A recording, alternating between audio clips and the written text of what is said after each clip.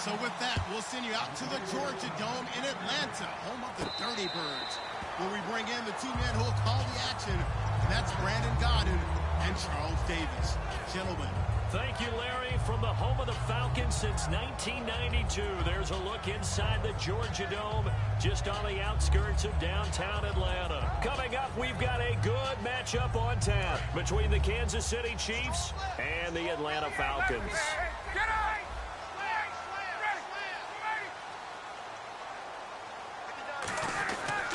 They'll run for the first time with Devontae Freeman. In Week 14, Devontae Freeman had 6 carries for 6 yards. You think he spent a long week burning for more carries and a chance to redeem himself a little bit? He got it. What do you have in Week 15? 20 for 139, I think. And 3 touchdowns. Yeah, 3 touchdowns. He actually had a fumble on the goal line early in the game and was very upset, thinking he may not get the same number of carries that Tevin Coleman would get them, but he bounced back with a vengeance, and boy, did he run angry. They call it a get-right game, and he got right. And he gets this one to midfield before he's brought down. 17 yards on the pickup there, and the drive will continue. Fresh set of downs here.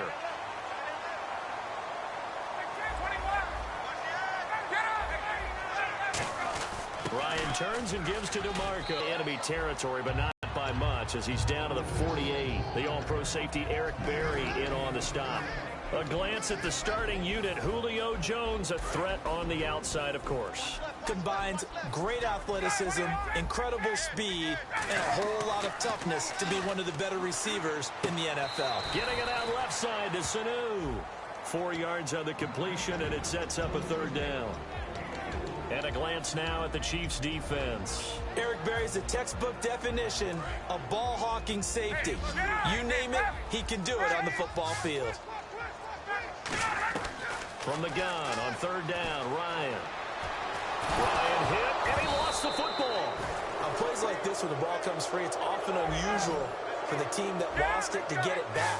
Because this is the quarterback. The ball gets away from him. Everyone else is trying to execute what they're supposed to do on offense. They're usually looking in the other direction, downfield, or moved away from him. In this case, though, a teammate is able to come up with the ball. Well, trying to be bold on the opening drive of the game, but that effort, it proves futile. How many times have we talked with coaches where they've talked about taking the emotion out of their decision-making?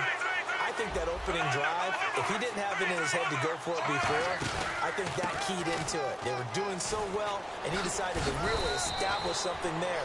They didn't get it. Now they've got to make sure that they don't lose their focus. It's been a heck of a year in Kansas City for running backs because Jamal Charles, who naturally would be the lead back there or just about anywhere else he would like to play, he didn't get the number of carries you would expect due to injury, but Spencer Ware has jumped in. Jeremy Maclin, and all the way in for a Kansas City touchdown. Jeremy Maclin, 49 yards, and the Chiefs are going to take a first-quarter lead. And his kick is good to make it 7-0 KC. Now, after the touchdown, here's Santos to kick this one away. And a fair catch signaled for and taken successfully. So out come the Falcons now. And last time out, went for it on 4th down, turned it over, gave them great field position, turned into 6 points, so they've got to recover here, Charles. It's amazing what one decision can do in the chain of events, right? The decision to go for it on 4th down. Caused all of that. It caused every bit of it, but it showed confidence. Hey, I've got confidence in you guys. Go pick it up for them. Didn't happen. Also showed confidence in the defense. They didn't pick up their end of the bargain, so now they've got to come back out and start over and rebuild that confidence. A nice run there, 9 yards, and it'll be 2nd down. First play of the drive, let's give credit all around. Excellent blocking, but the guy carrying the ball, he was the finisher. A really nice run. On 2nd down, Freeman. And some room to run now. And Freeman lost the football. But fortunately, he's able to recover his own fumble, or that could have been trouble. All I can say about this play is that someone's living right. I mean, he's trying to gain yardage, trying to get upfield. Ball comes free. What's that panic that we've talked about oftentimes that you feel when you lose the ball? You can sense it. Oh, you can sense it, and somehow he got to it and was able to recover it for his squad. Here's Ryan, and this is Gabriel on the catch. That throw good for 4. It's 2nd down. When you see zone defense and you know you've got a drag route on as your primary call, you've got to be really careful as a passer about how far you let your guy go because he might wander into some tough coverage. The play clock's running down. Now Ryan going to give it to Freeman. And he'll be brought down just shy of midfield at the 49-yard line. They get 9 out of that one, and as a result, the drive continues. That's a good, nice, crisp run for a first down. I wonder if the defense might have been loosened up a little bit, maybe anticipating a pass instead of the run that they got. Freeman again, a first down carry. And he'll get this one down near the 20-yard line. 30 yards on the pickup there. And it'll give the Falcons a first down. So after that big gain, let's see what else the offense has up its sleeve. Alongside Charles Davis, Brandon Gaudin, it's the Falcons.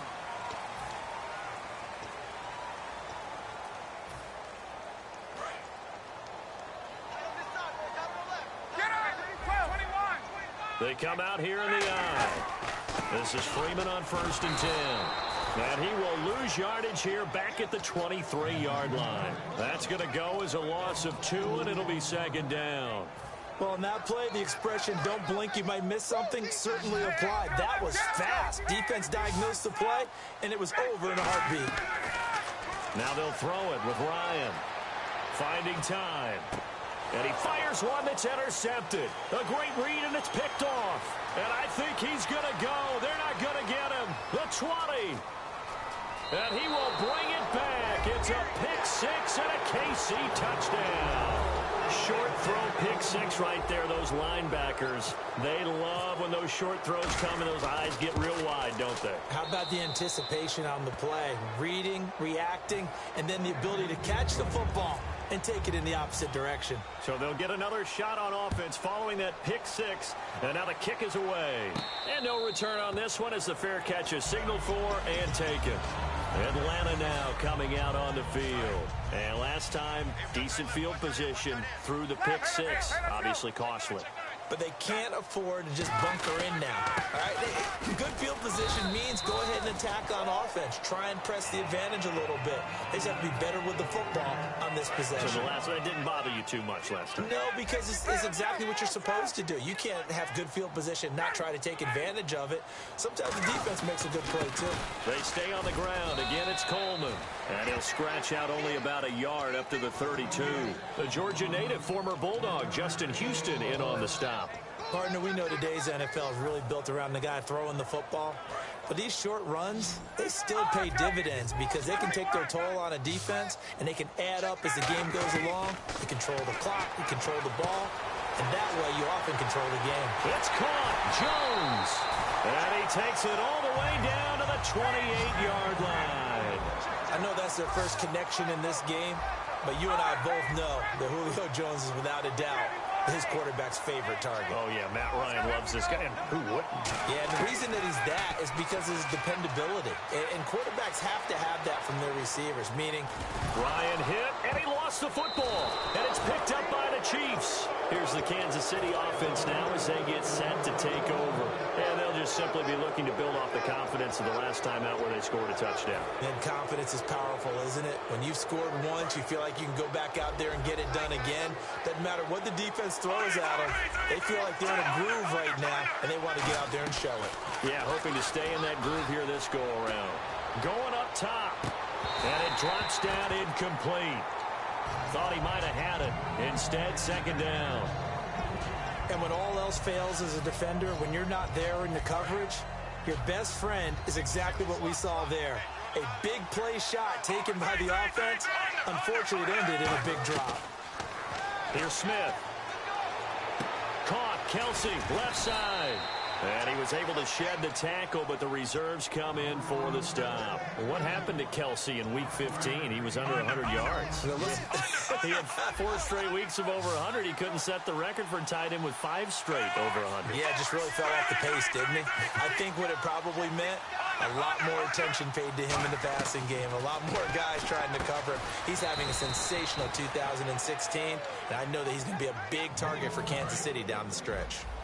Completion was given up, but that's why you play zone defense, so that you can have people around the ball when it's caught, and you don't give up much run after the catch. Looking deep downfield. And the defense has it covered. It's intercepted. Picked off by Robert Alford. And a big turnover there as his guys will get the football back. Atlanta now coming out on the field. And the turnover struggles here in this one. Big word. I like it, though, because you're exactly right. Like that, don't you? All game long, they've struggled moving the ball, turning it over on the last possession. Is that word again, symptomatic? Yeah. I like that. Your analysis, symptomatic of the success of this broadcast. What I like is that you gave me the word, and I just kept using it. The Pro Bowl wideout Julio Jones is intended receiver. And now it's third down. I know the initial focus was on how far that pass was downfield, but how about the coverage on the play? Able to stay with him, get his hands where the receiver's hands were going to try and catch the ball, tips it up in the air, and knocks it away. They come out 5 wide, 3 of them to the right side. On third down, Ryan. He's got time in the pocket. Oh, the ball comes out on the hit, but they'll say it's incomplete. Third down is a down. Both sides know they absolutely have to win. And the name of the game for the defense is pressure on the quarterback. But pressure on the quarterback with contact, that's how you end up winning it.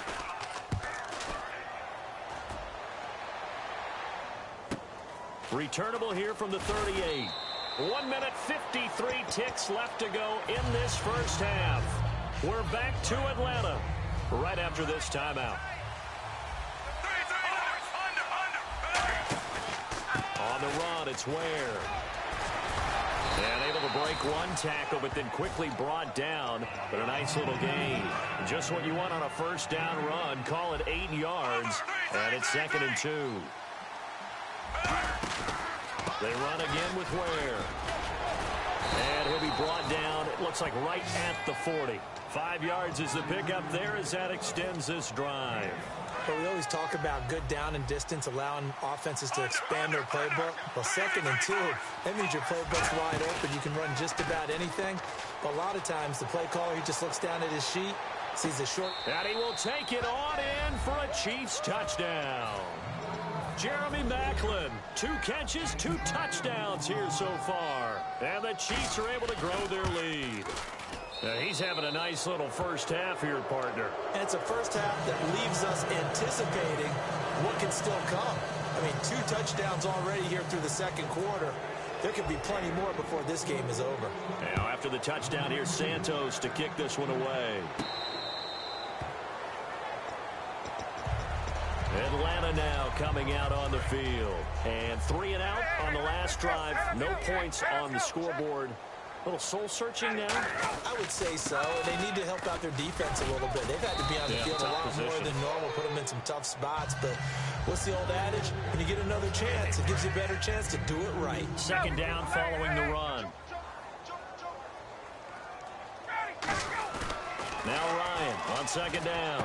He's just going to dump this one off to his fullback out of the backfield. 8 yards on the pickup there, and it moves the sticks. And when an offense is doing a nice job selling the play-action pass, a lot of responsibility shifts to the linebackers. They're the ones that have to determine run or pass. Now that'll be tipped and intercepted. A great read, and it's picked off. And a potential turning point.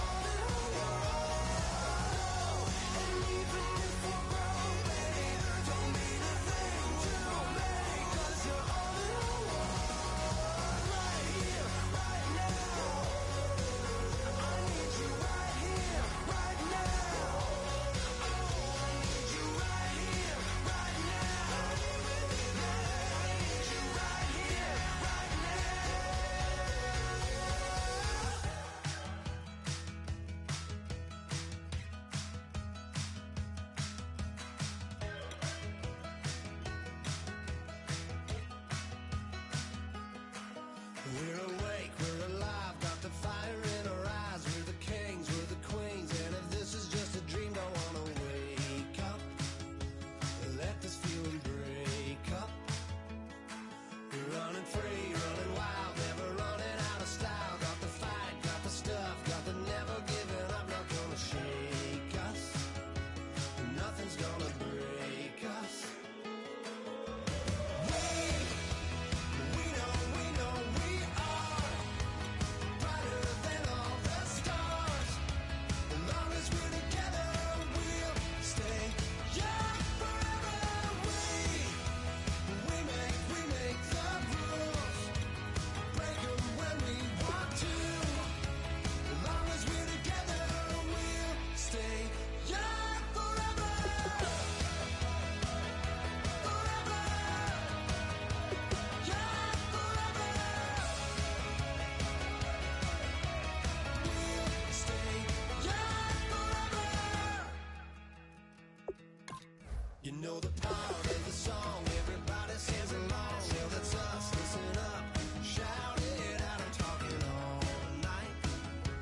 The end is nowhere in sight. From the streets to the tracks, here's to never looking back. 'Cause the past doesn't last long as we're together. Just keeps getting better. Just keeps getting better. We know we are brighter than all the stars. As long as we're together, we'll stay young forever. We make the rules, break 'em when we want to. As long as we're together, we'll stay young forever. Forever. Young forever. We'll stay young forever. Unwinding every moment, like the clock is broken.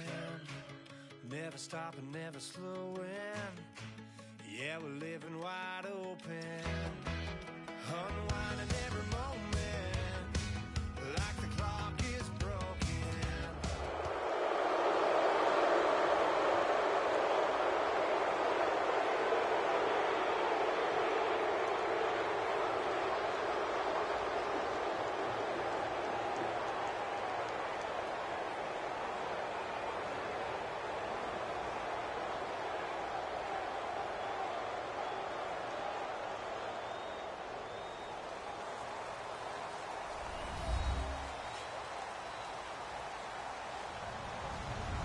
Hello, everybody. I'm Larry Ridley, and this is the NFL on EA Sports. Two quarterbacks will be on the field today trying to push their team to victory. It's Roethlisberger Steelers going up against Wilson Seahawks. So let's get you up to CenturyLink Field in Seattle. On the call, here are Brandon Gaudin and Charles Davis. Thank you very much, Larry. We are here on a beautiful afternoon for football. Straight ahead, we've got a good one on tap here between the Pittsburgh Steelers and the Seattle Seahawks. That's fielded in the end zone.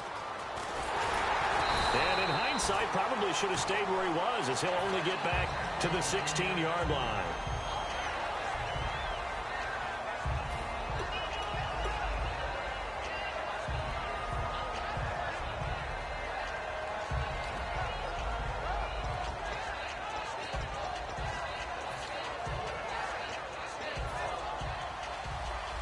The defensive line disperses a little bit here, maybe expecting a pass. Bryant spread out to the right.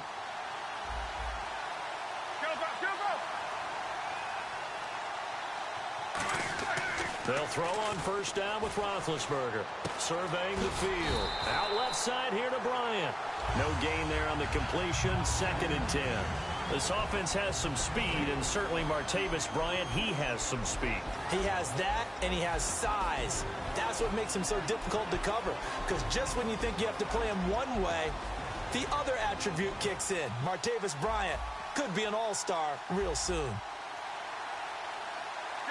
Easy.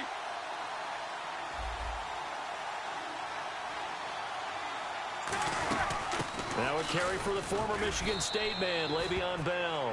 It'll be a pickup of 5, and that leaves him with 5 more. 3rd and 5 now.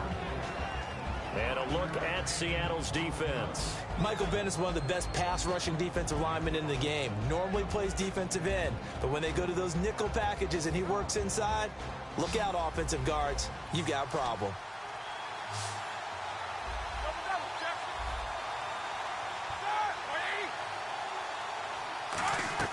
From the gun on 3rd down, it's Roethlisberger. Goes underneath for Bell. And he's able to get it to the 33. Good enough for a 1st down. So many times you hear today's NFL described as a space game. Get your best players into space with the football in their hands. That's why sometimes you just swing it out to your runner, get him out in the flat, and let him have a chance to make people miss an open field.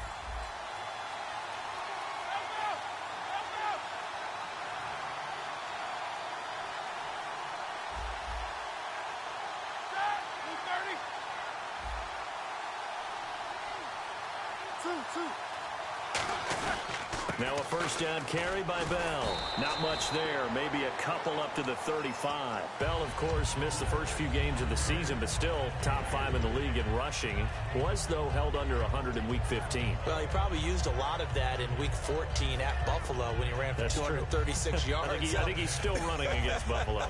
So he probably left a little behind, but what a matchup issue he is for any defense because of his ability to split out from the backfield and catch the football as well.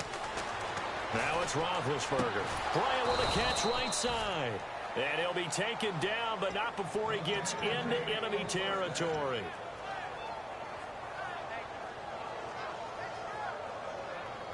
Offense comes to the line now, 1st and 10. Possible run anticipation here as the D-line sandwiches together.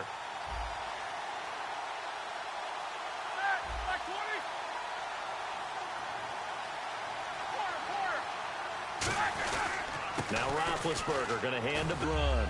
This drive is turning into an extended one, and the guy carrying the ball, he's becoming more like a body blows guy. Every carry is putting some damage on the defense. So after a while, I'm not too sure how many guys are going to want to run up and tackle him. A fake to Bell. Now it's Roethlisberger. Great protection. And he's going to have to eat this one as down he goes. Mike Bennett in there to bring him down for a loss of 7. Sometimes I watch games and wonder why they use play fakes on certain passing situations because it's not going to fool anyone. I don't know if that was the case here, but the end result was the same. No one fooled. The quarterback was hit. On 3rd down, Roethlisberger. It's caught by Bryant. They stop him for only 3 that time, and that'll bring up 4th down. Partner, I think that completion takes the definition of dink and dunk to a different level, doesn't it? It does, and the defense was right there, kind of played into their hands.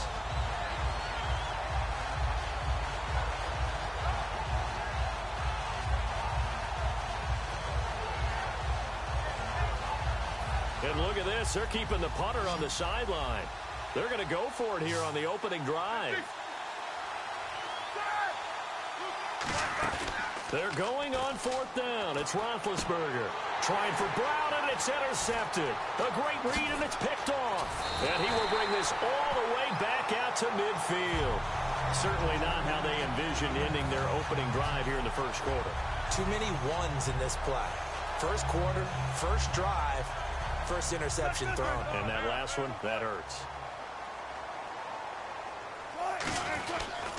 1st carry for Thomas Rawls. And down to the 44, 5 yards that time. For Rawls, they're going to need to figure something out going into the playoffs because you look back to Week 15, 21 carries, 34 yards. That has to improve if they want to make a run. I agree totally with that because even though they have switched to Russell Wilson being the focal point of their offense, running the ball is still their bread and butter. And if they have Thomas Rawls at peak efficiency, then the Seahawks are really ready to go. But the Rams' defensive front, when they're at their best, 3 first-rounders up front, hard to move it against them. That's very true, and that's who he was going against in Week 15. Oh, and the hard count might have got him. This might be a 1st down.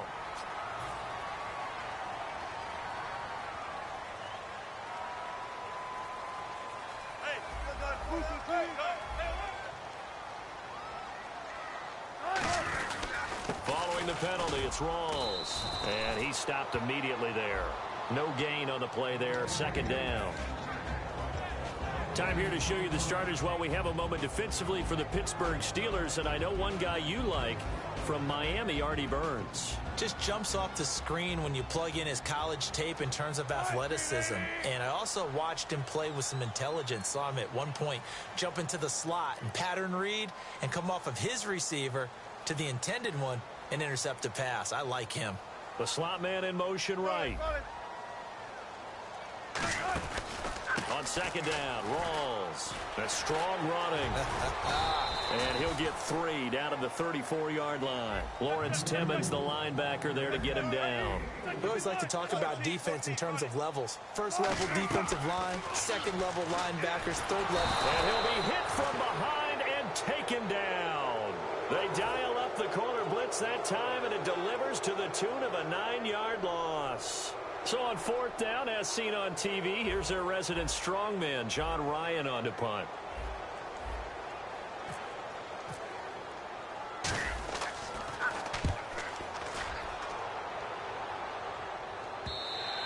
And a bit of a mistake there. This is well into the end zone for a touchback.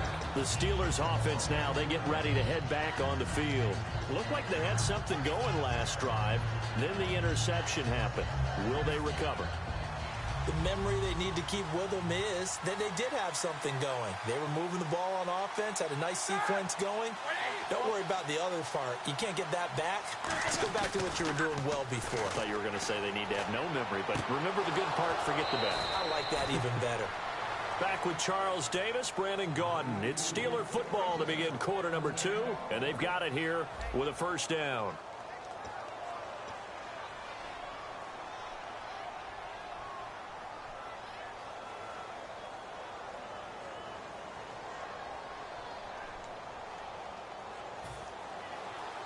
And on the outside, they're playing press coverage.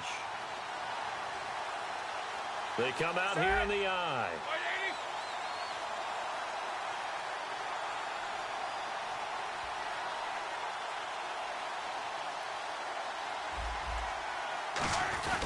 Roethlisberger with a give to Bell. And he picks up about 6 as he gets this down to the 41.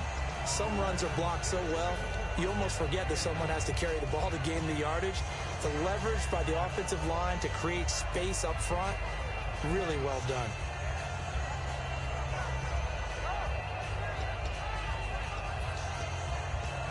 Three yards to go on second down.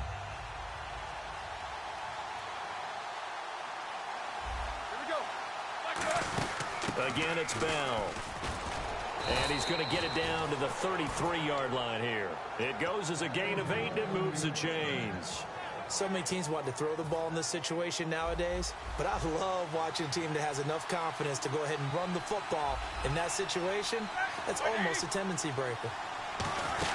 They'll run it now out of the gun. And he's going to fight his way forward here for a modest gain. It's a 7-yard carry to set them up with a 2nd and 3. So second down, 3 yards to go now. And that looked like some pretty easy yardage there right up the gut. And he's a guy that has some height to him. So when you don't have to drop a shoulder or create or get through contact or trash, makes it a lot easier to stay upright, see the field, and make a run as we just saw there. So many times you hear today's NFL described as a space game. Get your best players into space with the football in their hands. That's why sometimes you just swing it out to your runner, get him out in the flat, and let him have a chance to make people miss an open field. They'll run it now out of the gun. And he'll get this one down to about the 17. Just a yard on the pickup there, and it'll bring up a 2nd and 9. And after the play on the ground, that brings up second down here.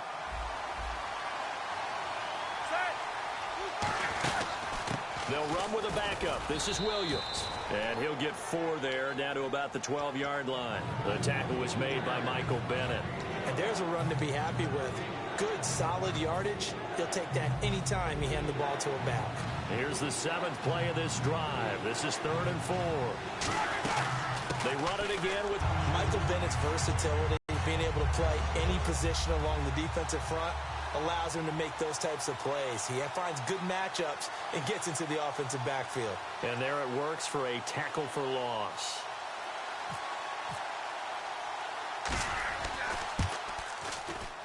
And Boswell's kick is good. And the Steelers will jump out to a 3-zip lead. And we were scoreless up until this point in the second quarter. Now we finally have a little action. Let's see where this action takes us. First quarter, no points at all. Now we got our first score of the game. Well, does that signal that we're going to get more as we go along? Or will it revert back to what we saw in the beginning of the game? And here come the Seahawks. They won the NFC West, wrapping it up in Week 15. They've won it 4 out of the last 5 years, Charles. And what New England has been able to do has dwarfed everything else. But that's a pretty good run out west, is it not? It's a fantastic run because, remember, we were talking about the NFC West being the most competitive division in football for about a 3-year stretch there between them and San Francisco. Remember, the Rams played all of them tough. Arizona got involved in the whole deal. So it's a great run by them, and they don't believe that they're finished, not by any stretch of the imagination. They're looking to get one of the home field advantages in the playoffs. On second down, Wilson. They set up the screen to Rawls. And he'll get to the 29-yard line, brought down there. Give them 5 on the screenplay, and that'll set up a third down. And Pittsburgh with 6 defensive backs in the game here on third down. Wilson, and he finds Jimmy Graham. It'll be a gain of 16 and give him a first down as well. And when you're playing a quarterback with some experience and some moxie, you enter the danger zone when you decide to blitz him, because if he's able to diagnose as he did on that play, he can hurt you downfield. He reads defenses so well, doesn't he? He really does, and the best part about that play for him, I don't think that was his primary target. I don't think so either. I think he had the read, figured out where the blitz was coming from, and went to a secondary target for a really nice gain. 8 yards on the pickup, and now they'll have some options on second and short. And once again, leverage wins. The offensive line, lower than the defensive front. They moved them and found some good space for the guy carrying the ball. They go again with Rawls. And this time he's able to take it down to the 42. They get 5 out of that one, and it moves the chains. Not too many more ideal situations at second and 2 in order to try and pick up a first down.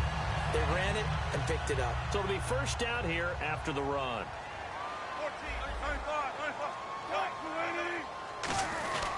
Wilson to give to Rawls. Officially no gain on the play, and it's second down.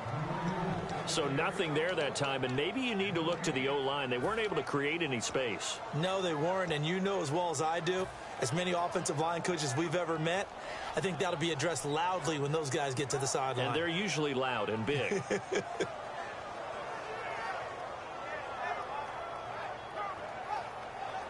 And here comes play number 6 on this drive. 5 wides in the game, 4 of them to the right side. And we've arrived at the 2-minute warning here in half number 1.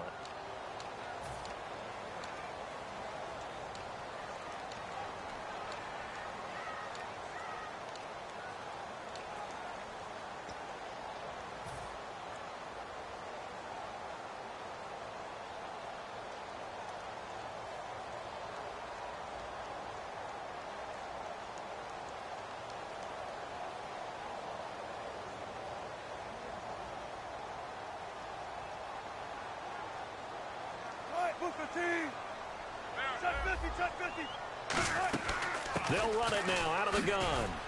And able to push his way forward here for a good little gain. 7 yards on the carry. Make it 3rd and 4 coming up. That's why the guy with the headsets is down there. All right, they know what they're doing because they got stuffed on a running play on first down. And I think myself and probably the fans were saying throw the football in this situation. But he knew what he was doing, called another run, and now they've got 3rd and short.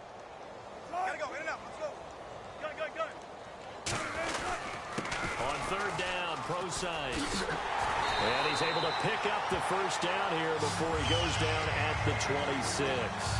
Love the run right there. And when you analyzed him coming out of college, when you tried to put a grade on him, you saw the flashes while he was in school, but you didn't see the full production. You didn't see the finished product. He's a little bit raw, but you can see why people liked him. Those types of runs make you think there's plenty more there, and we'll see if that continues for him. First down, this is Rawls. And he'll lose yardage here, going down back at the 28. It's a loss of 2 there, bringing up second down. Partner, we're into the second quarter, and I guess you can kind of look at it both ways. The offense, they've got to figure out what they're going to do because they haven't scored any points. But if you're the defense, you're feeling great about what you've got going on. The only concern you have, if you get to the half, what adjustments will the offense make to try to defeat you? Now they'll throw it with Wilson. Forced out to his left. And he's able to get it to the edge of the red zone at the 20-yard line. It'll be a gain of 8 yards, and that's going to bring up a third down. Well, he did a nice job keeping his eyes downfield, waiting for someone to get open. But once the pressure forced his eyes down to see the rush, it was time to make a break for it. They come out here in the eye. Wilson going to hand it to Procise. And he is... Now the Steelers put a stop to the action with a timeout defensively. It's just their first, so they'll have 2 remaining here before we get to halftime. So on fourth down, on comes Stephen Hauschka to try and get the Seahawks 3. From the left hash, it's a 42-yard attempt. And Hauschka's kick is good. And that will knock things up here late in the first half. And that 3-point tally now means we are even here toward the end of the second quarter. And what a way to end the half. Put some points on the board, feel better about yourselves as a team, and you're right back to even. And Pittsburgh getting set to take the field. And with time quickly fading here in the second quarter, not sure how aggressively, offensively they want to play this. I think we'll find out just how much they trust their guys in this situation if they decide to take a shot. Man open left side is Brown. Okay, give me that stat on Antonio Brown that we dug up before the game. You mean that stat about how many catches over a 4-year period, that maybe Correct. he would be the #1 guy in the NFL if he passed Marvin Harrison, the recent Hall of Famer? Yes. That stat? 469, right? Yeah, he got That's it done. the reception number over a 4-year span. He got it done even though he only had 3 catches in the game at Cincinnati. But let's face it, if he only gets 3 in one game, look out in the next one. He may explode. Second down here after the incomplete pass. Off the play fake. Here's Roethlisberger. It's complete to Brown, right side. And he'll be taken down, but not before getting this inside the 30. Now hold everything here. We're going to get a timeout by the offense. And now the Seahawks are going to take a timeout here on defense. So as they take it over, we step aside.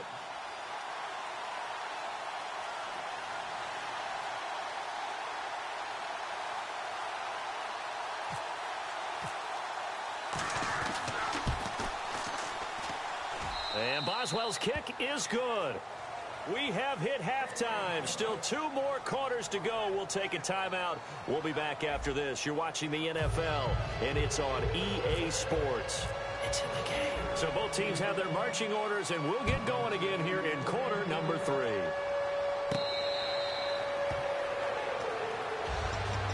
Seattle now ready to march onto the field.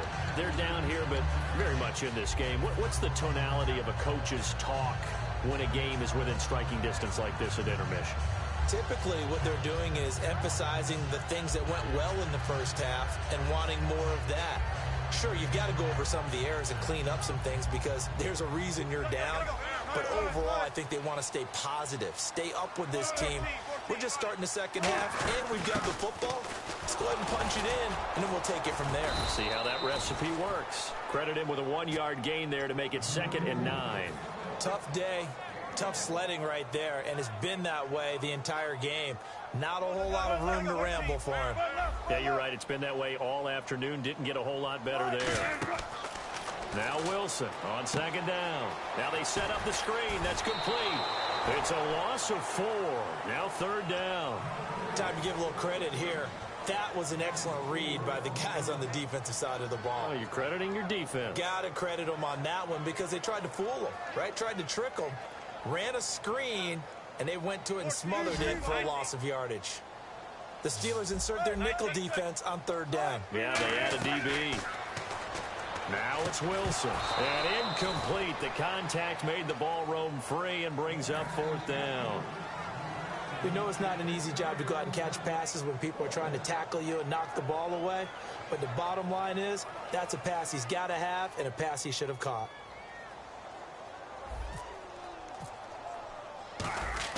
And they're going to fake it from deep in their own territory. Powell on the catch. And he's brought down after a good gain. It's a big play that time on the fake punt. And on 4th and long, somehow they're able to keep the drive going. So here we go, 1st and 10 now.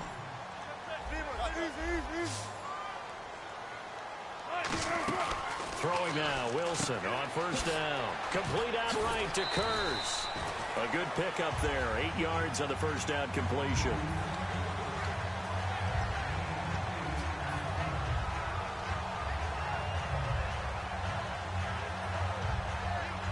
So they complete the pass, and now they face a 2nd down. They come out here in the eye. 14, run it.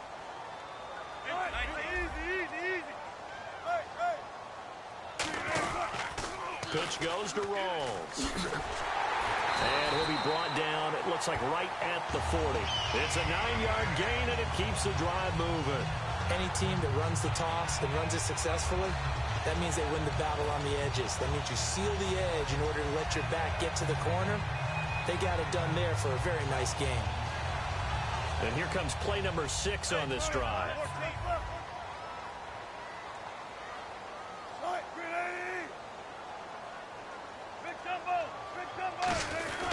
Back to the ground on 1st. Again, it's Rawls. And they're able to get this one past the 30 down to the 25. And a nice carry there of 15 yards. And the offense moving quickly to the line. That's another nice run, and I have to tell you, some of the coaches that I played for, their philosophies were always different when they see a guy running the ball well. Some of them wanted to immediately go to play action and throw it now because it's wide open. While other coaches said, you know something? Until they stop him, that big boy's going to keep getting the football. And that might be the direction that they're going to go right now.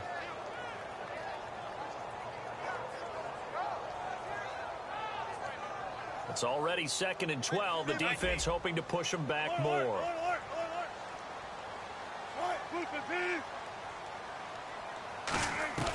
On 2nd down, here's Wilson. It's caught on the left side by Baldwin.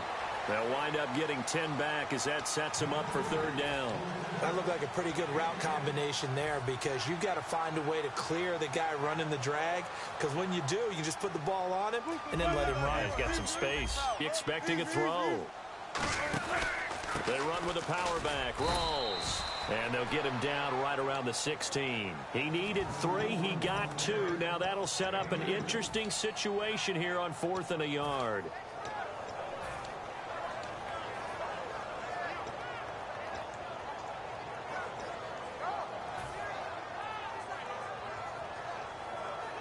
And no signs of the field goal unit. They're going for it on 4th down. They come out here in the eye.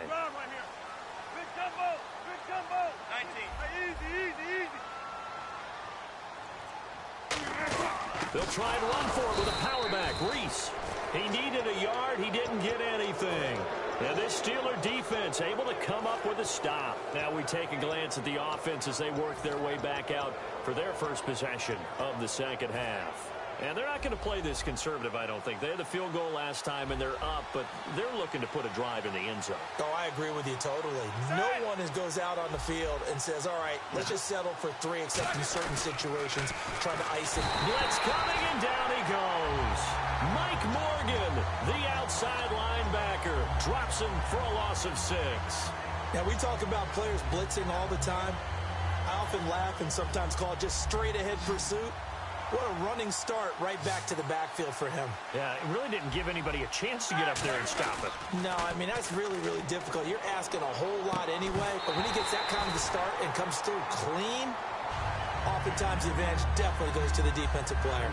Well, pretty good coverage there, and both of these defenses, they've had good coverage throughout this one. No doubt about it, and in today's NFL, where we're used to a bit more scoring, this feels almost like a well-pitched game in baseball on both sides where the tension continues to build.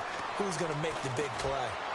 And that is incomplete. Antonio Brown, the intended receiver. And it's 4th down. Not too many things get to a quarterback of this magnitude but I think it's safe to say that pressure can get to any quarterback. Now, he's obviously a great franchise quarterback, but felt the pressure, threw it incomplete.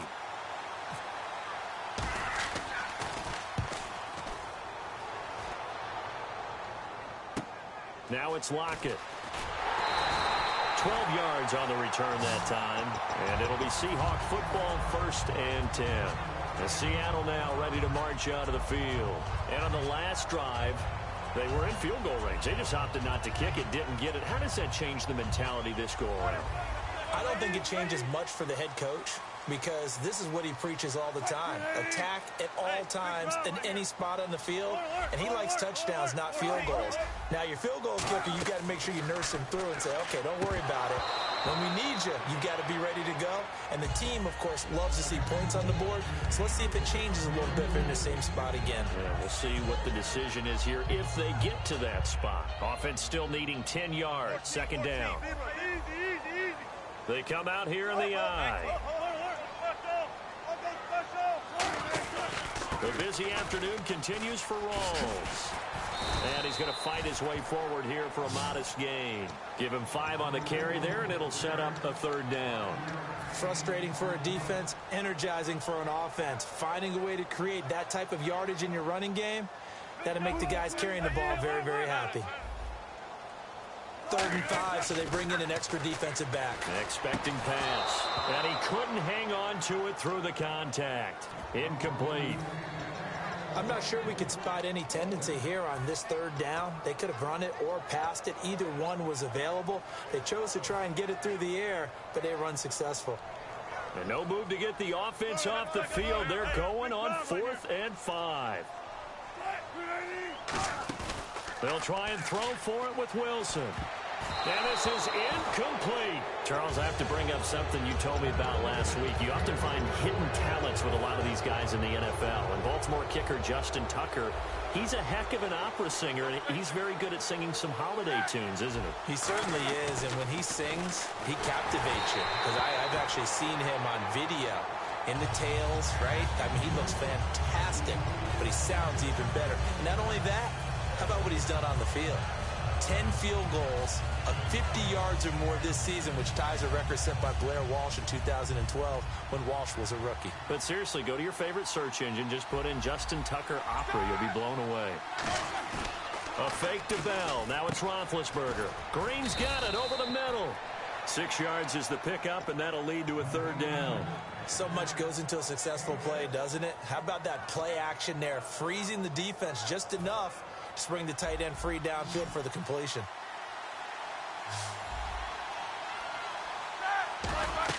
Now it's Roethlisberger. And this is going to be incomplete. Trying to get it there to Martavis Bryant. And it's 4th down.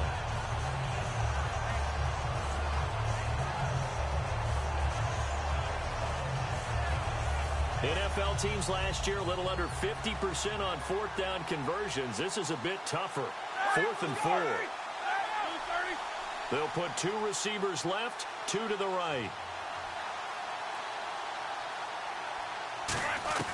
4th down. Here's Roethlisberger. He completes it to Bryant. And he's able to get it to the 31, and that's enough for the 1st. We always hear about guys wanting to make plays that quiet a crowd. Yeah. After that one. Here in the 3rd quarter, they were hoping to get the stop, get the football back. Not the case. What a completion on a 4th down play.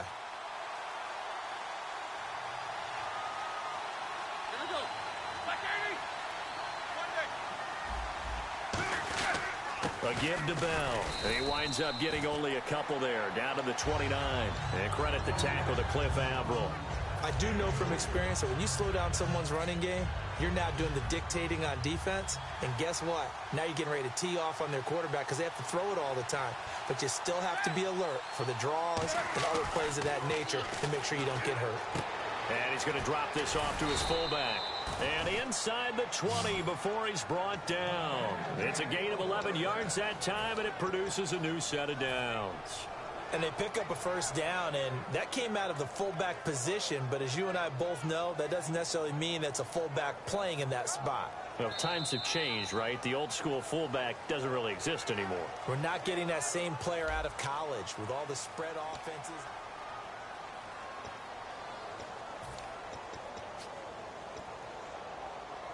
Well, the offense lining up 1st and 10. Looking to jam the receivers at the line here. Press coverage look defensively. Beat these two. That's 16. Ready? 180.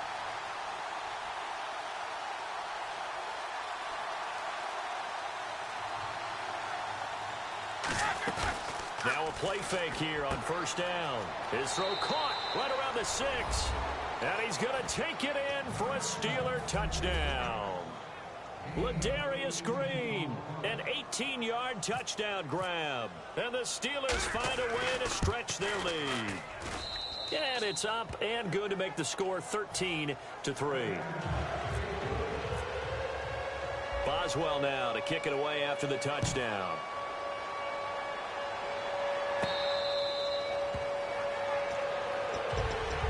Seattle now ready to march onto the field. And last time this unit was out here, costly turnover, and then that turned into 6 points. They've got to make amends. And how many times have we sat in meetings with coaches and they use the term complementary football?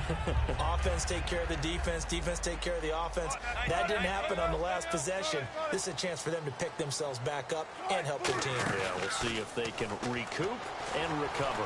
He's going to launch this thing way downfield. And that one falls incomplete. Looked like he might have had position there, but he couldn't hold on at 2nd down. One thing I know from experience is that when the deep ball is thrown and you're the defender, you've got to fight that little bit of panic that emerges. You've got to play the ball really well. It's a 50-50 jump ball play. And guess what? They took a shot. How are you going to win it? And in this case, they managed to get it done. It'll be a pickup of 8 on the screen, and it sets up a 3rd down. For a second there, I thought that might break big. Screen pass. Looked like it was coming together. Looked like there was an opening. Still, ended up with a solid game. And on 3rd down, a nickel formation here defensively. Rawls, the lone man in the backfield. 3rd and 2, now Wilson. This complete to Lockett. 2 yards is all they'll get on the completion. It's 4th down. They didn't get the 1st down, but I have to say I do like the call. I like what they were trying to do. Try and hit your receiver on the run and see if he can pick it up. Keep it on his feet, get a little rack yardage. They have a nice job defensively to get to him and keep him short of the 1st. It'll be a pickup of just 2. And on 4th down, they're able to convert and move the sticks.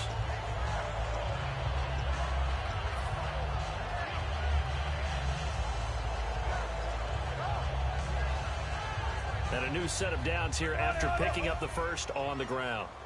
They come up in an empty set. 4 wide receivers, 1 tight end. Now Wilson on 1st down. And the Steeler pressure too much here. He's going to go down. Stephon Tuitt in there to get him for a loss of 5.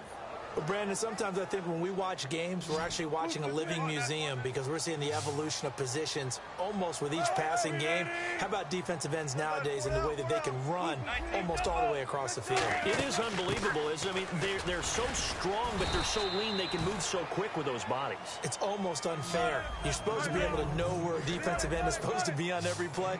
These guys flash so quickly, you're not sure where they're going to end up. Now it's Wilson. And incomplete. The contact made the ball roam free and brings up 4th down.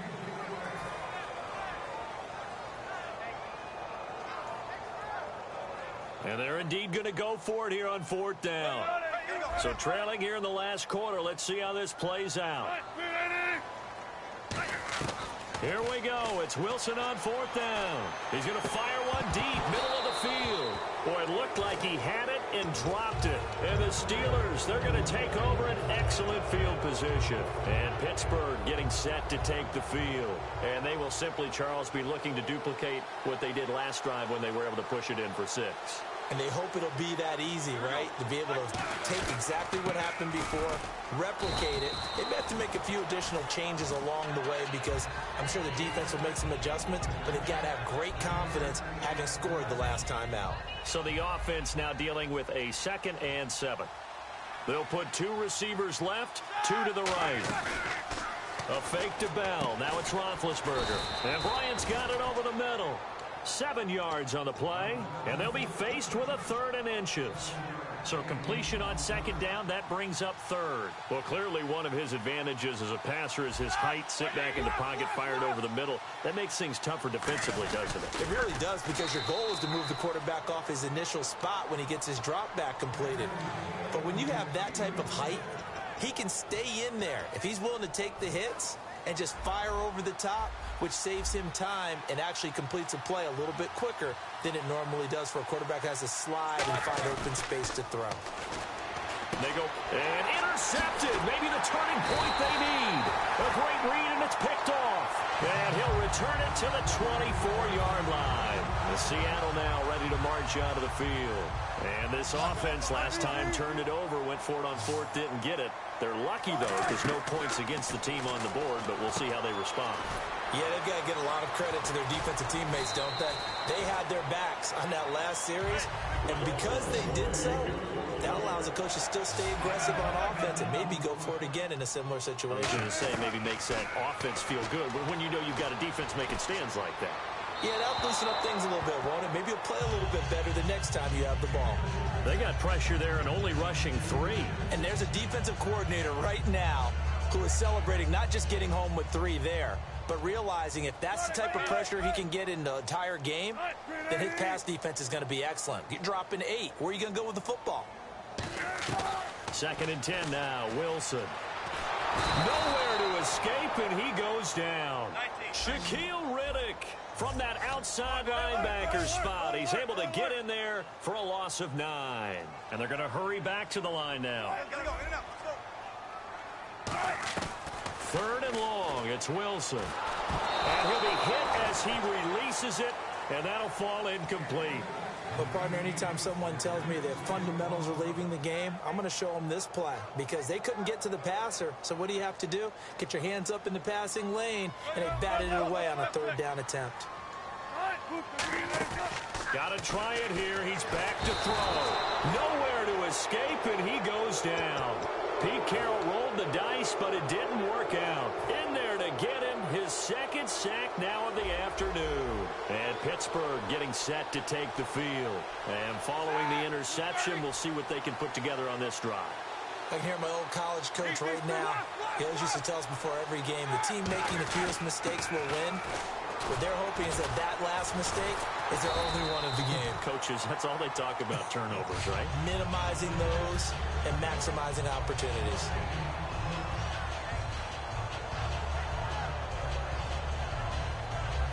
Time for a break. We'll come back and see this one out after this.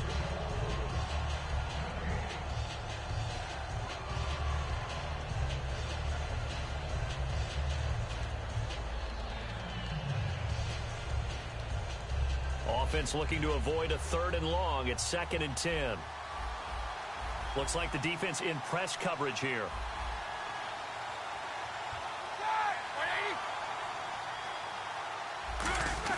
Play action. It's Roethlisberger. And he's in. Touchdown, Steelers. Ladarius Green with now 2 fourth-quarter touchdowns. And the Steelers capitalize on the short field as they take it in for 6. Still an important piece of business to take care of, the extra point.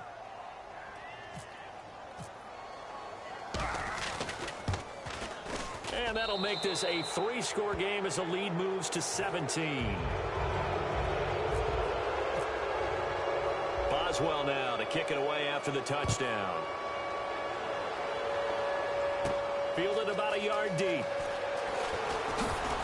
And he's up past the 20 to the 22-yard line. The Seattle now ready to march out of the field. They're down big here late. I don't know. You just one last drive here for pride. Some people like to do that. I remember playing for a guy once. We were down huge, and someone said, "Coach, what do you want to call?" He just waved a hand like, "Who cares? Let's get out of here and do something some other time." But some teams like to do something at the end to feel a little bit better as they continue to move forward. Yeah, probably just want to put this one behind them. It's caught outright by Graham. 5 yards on the catch there, brings up 2nd down. Well, the strategy was evident there. Get it to your tight end and make it a one-on-one play with a cornerback. Who's usually going to win that one? The tight end, but not there. Not in this situation. How about the corner defeating that logic and making a really nice tackle? It'll go as a gain of 6 that time, and it moves the chains as well. Now Wilson on first down. Into a double team, and it's intercepted. Picked off by Mike Mitchell, and they will take over possession of the football at their 42-yard line. And Pittsburgh getting set to take the field. And they were able to punch it in the end zone last time. They'll be looking to do that again here for the defense.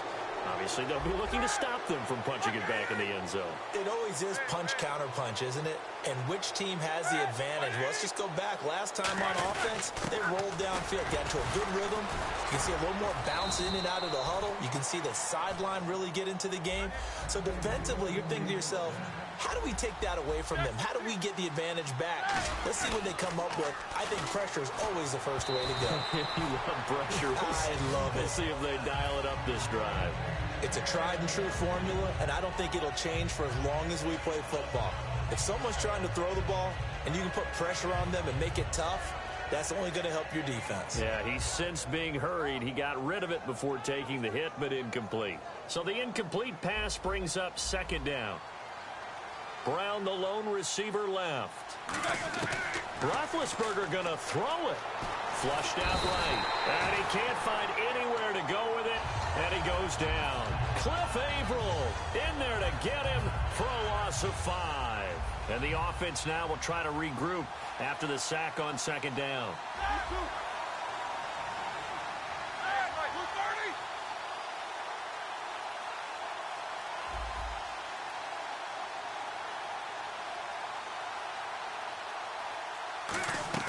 They go play action with Roethlisberger. It's caught by Bryant. Just a 5-yard pickup, and it leads to fourth down. And with things looking pretty good on the scoreboard, they're going to keep the offense out there and go for it here on fourth.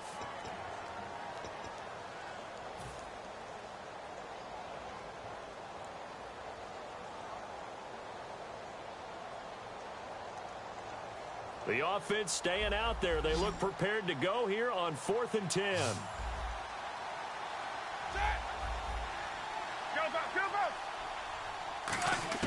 They'll try and throw for it with Roethlisberger. And Big Ben intercepted a third time. A great read, and it's picked off. And he'll take it across midfield and down to the 48-yard line. The Seattle now ready to march out of the field. What do you do here down like this in this situation? Do you maybe just pick something out of the playbook you haven't called in a while, or you call it a day? You can do that, or you pick something that's a staple for you and should work better and try and execute that on the way out the door and maybe get back. Now whistles come in. We're going to get a timeout here by the offense. It's just their first. They've got 2 more to use here in the final stages.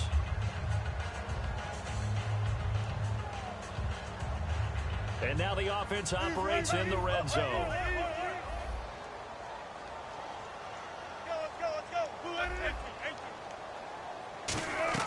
On first down, Wilson. And that's incomplete. Clock stops with 10 seconds left. So many offenses want to include their running backs into their passing offense and be able to swing the ball out or check it down to them. But sometimes those guys are just not as comfortable catching the ball as they are running it. 2nd and 10. It's Wilson again. It's caught on the left side by Baldwin. Now hold everything here. We're going to get a timeout by the offense. And as the 2 teams talk it over on their respective sidelines, we take a break. And how about the dime look here? 6 DBs on 3rd and inches. Daring them to run the ball. Now Wilson. And this will be incomplete. 1 second left to go. Charles, he's got to be shaking his head after that drop. No doubt about it, because that was a chance to put 6 on the board. And in today's football, you have to score touchdowns every opportunity because offenses are so high-powered. One last shot for Wilson. He's got Curse. And he will score. Touchdown, Seattle. Jermaine Curse from 10 yards out. And the Seahawks are able to cut into that deficit. Just a formality now, but here's the extra point.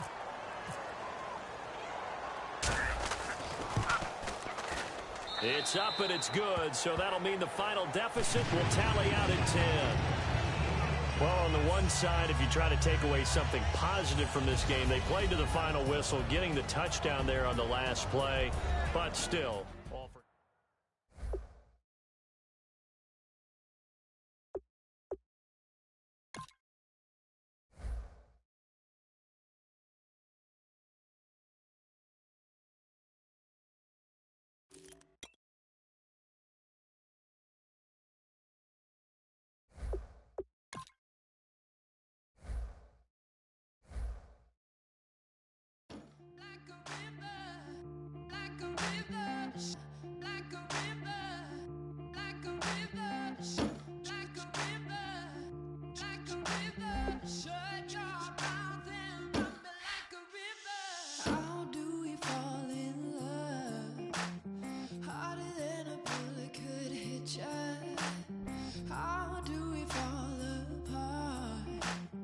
Faster than a hairpin trigger.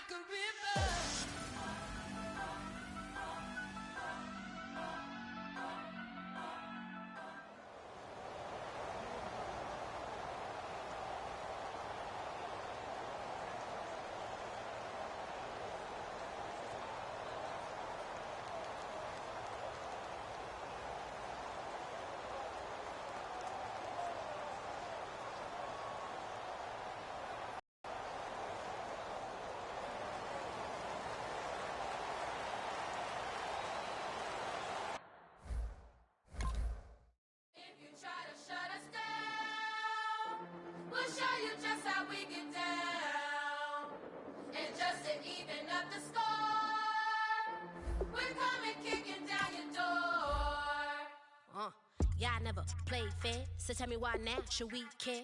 Queen Bee told y'all a long time ago that we run the atmosphere. Did we build it? Yeah. Do we own it? Cause here we go hard. See, this is how we feel to be a champion. We might fall down, but we never run. You wouldn't need it if you knew what we overcome. Do you know what we gotta overcome? But they ain't stopping nothing. Me and my girls on top, straight stunting. And we abide by a real strict code. Hands off my ex and homies over. If you try to shut us down, we'll show you just how we get down. And just to even up the score, we're coming kicking down your door. We play our way. I'm proud to be me.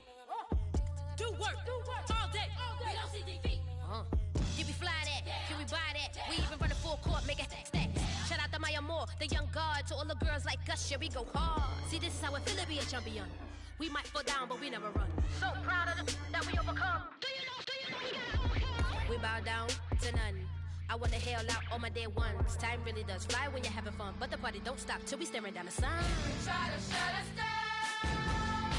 We'll show you just how we get down. And just to even up the score, we're coming kicking down your door. If you try to shut us down, we'll show you just how we get down.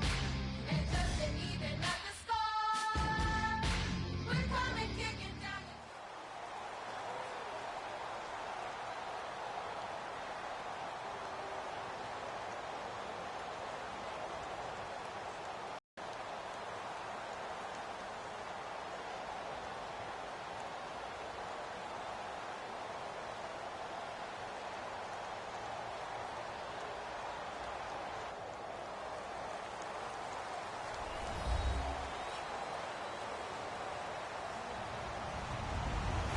Hello, everybody. I'm Larry Ridley, and this is the NFL on EA Sports.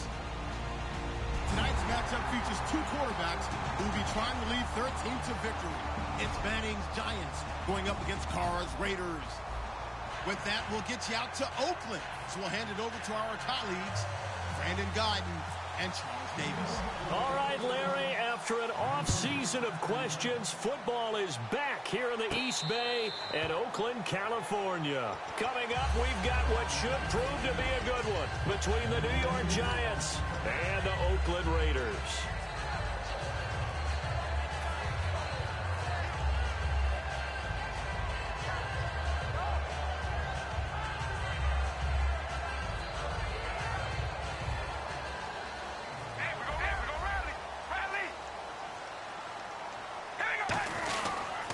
Now a first carry for Latavius Murray. And he'll be tackled at about the 35.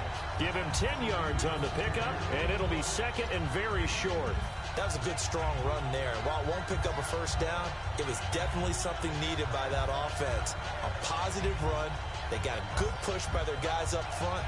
Maybe something they can build on as this game continues.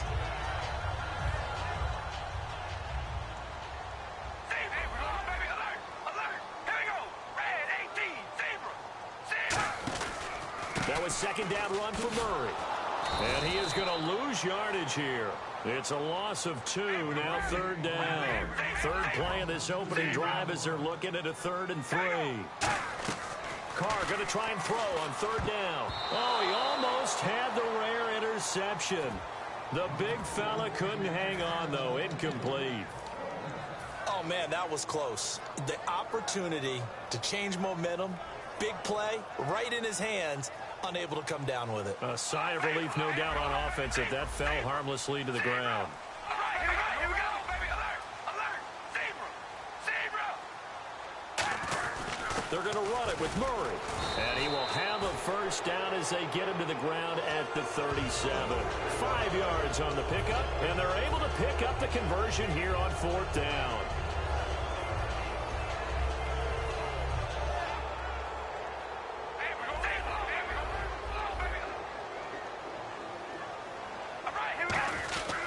They go back to Murray on first down. No gain on the play. It'll be second down. And Mr. Cooper, Amari, a headliner in this offensive unit. Brandon, it's rare that you get guys so polished coming out of college, but Amari Cooper has carried himself like a pro probably since he was 6 years old. He is a terrific talent. On second down, here's Carr. Caught left side to Crabtree. 4 yards on the completion, and it sets up a third down. Okay, Charles, the defensive starters for the New York Giants. Well, let's talk about what the free agent additions have done for this defense, because they've been dominating down the stretch. Start with the defensive line. Damon Harrison holding things down against the run game. They don't call him Snacks for nothing. And then Olivier Vernon, who has really come on as a pass rusher. I'm not sure who's blocked him in recent weeks.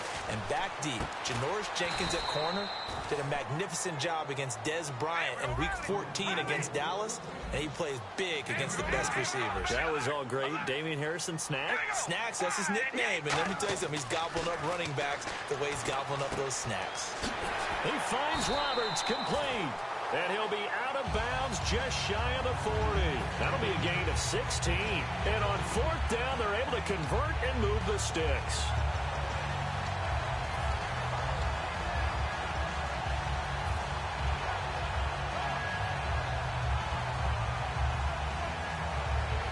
So the offense has it 1st and 10.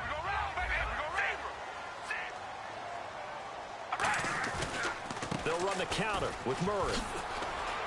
And brought down, but able to get it to their 30-yard line. 11 yards on the pickup, and the Raiders are going to have a first down. Whenever we meet with coaches and they always talk about wanting to establish running the football, it's oftentimes with a good tight end who can control the line of scrimmage and the point of attack, and they're becoming harder to find because the colleges are giving us a whole lot of receiving tight ends, former wide receivers who can run, not necessarily block very well. In this case, though, we saw 2 tight ends on the field, both of them with the ability to block, and he ran the ball successfully behind that power set. Firing quickly here, and that's complete. It'll be a pickup of only a yard, and that'll make it second down. I wouldn't be surprised to see the next step in utilizing this position is to actually utilize more of a scat back in this spot, because we saw the catch there, right? He made it. There's a bigger, stronger guy, maybe not quite as elusive as maybe someone else you would put there. Yeah, didn't get the big yardage there you might out of a smaller back. 8 yards on the completion, but now they face third down. And how about this first drive? They're being aggressive, slinging it around. Really confident, too, because they're not trying to fool them with running plays, throwing it, and they're being very successful right now. Defense showing blitz. All right, here we go. They'll run here. It's Murray. And he will have the first down across the 20 to the 19-yard line. Everyone understood their role on that play. 3rd and 1. You know, the defensive guys, they're trying to get down and get low and get leverage on the offensive lineman, but they didn't allow that to happen. They created a crease and allowed him to get through for a first down. Well, just play after play after play on this long drive for the offense.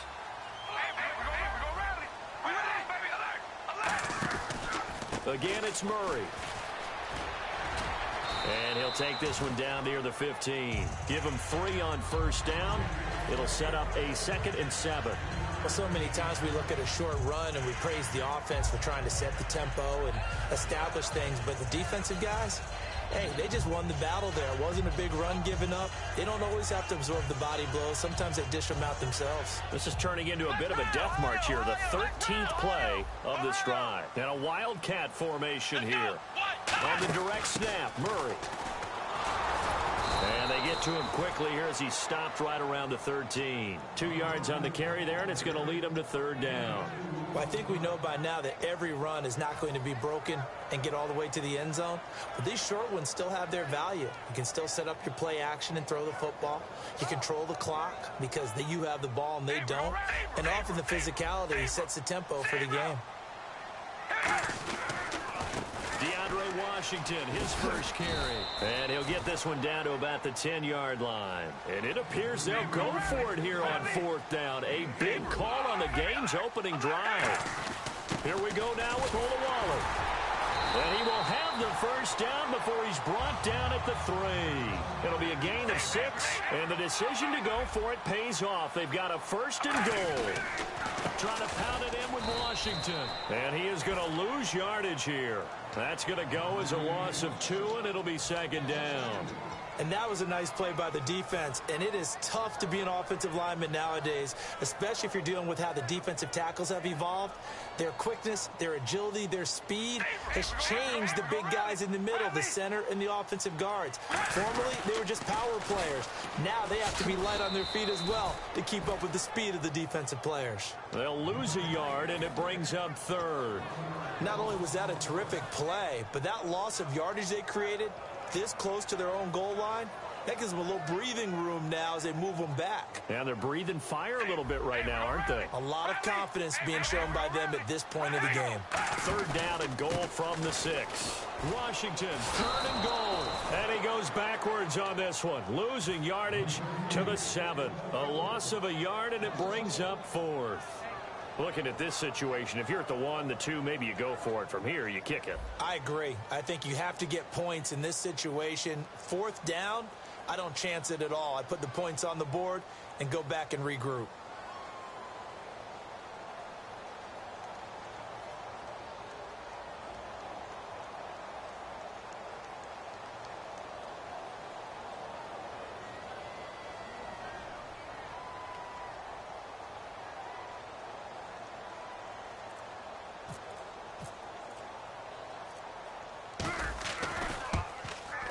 And the 38-year-old vet able to split the uprights.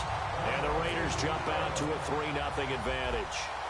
So the folks here in the stands this afternoon, they're happy about that one. Their guys get the early advantage after the opening drive field goal. And they should be happy. Their guys look good getting down the field, and that's got to give them hope that good things are in store here today.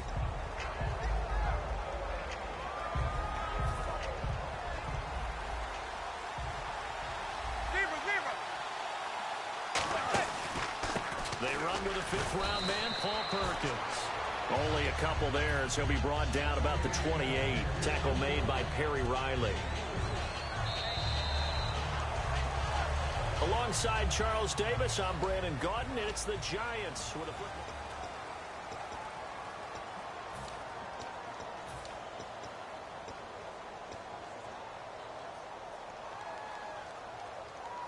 Seven yards to go on second down.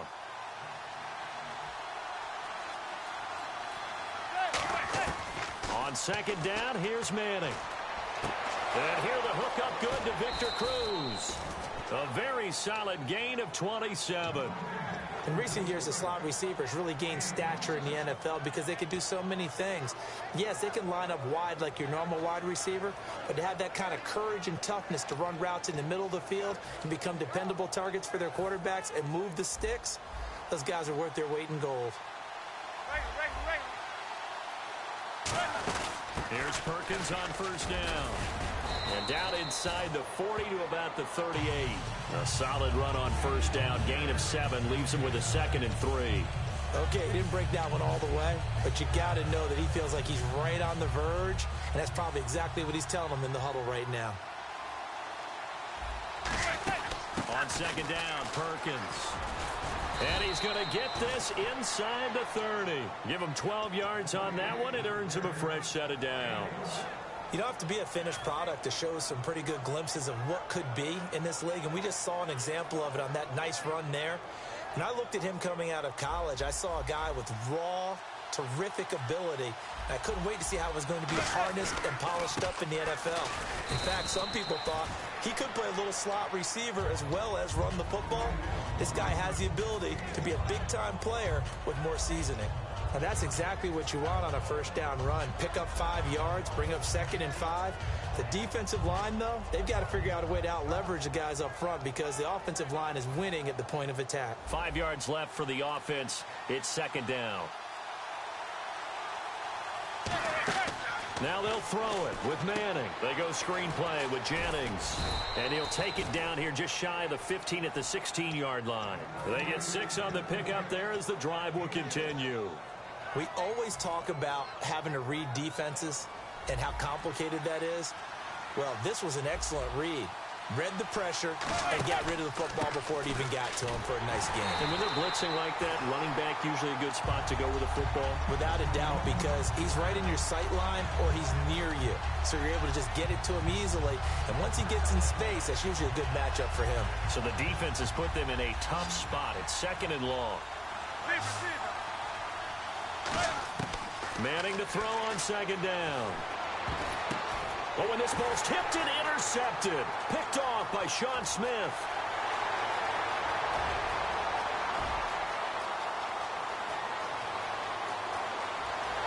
And he takes this one back into the end zone, and the Raider defense delivers a score.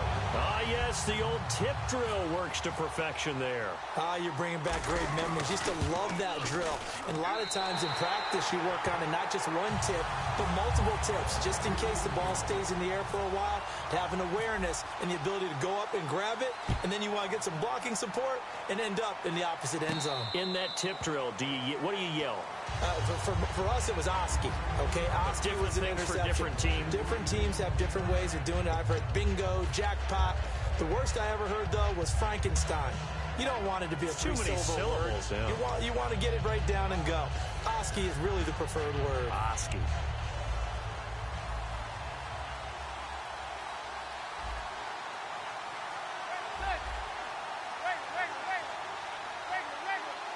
So the D-line's going to spread out. This guy was a Raider for a year, Rashad Jennings. And he'll work his way across the 30 to the 32. 7 yards on the pickup there, and it'll leave him with a 2nd and 3. You know what really fires up offensive linemen? When the guy that is carrying the ball behind them can create his own space and break a tackle along the way. And the offense still has a couple plays to go to pick up the first on 2nd down and 3. And with that, it's 2-minute warning time here in the NFL on EA Sports. They go counter. Perkins. And he's able to take this one up to the 35-yard line. 3 yards there, good enough to keep the drive moving. Now that's the way to do it.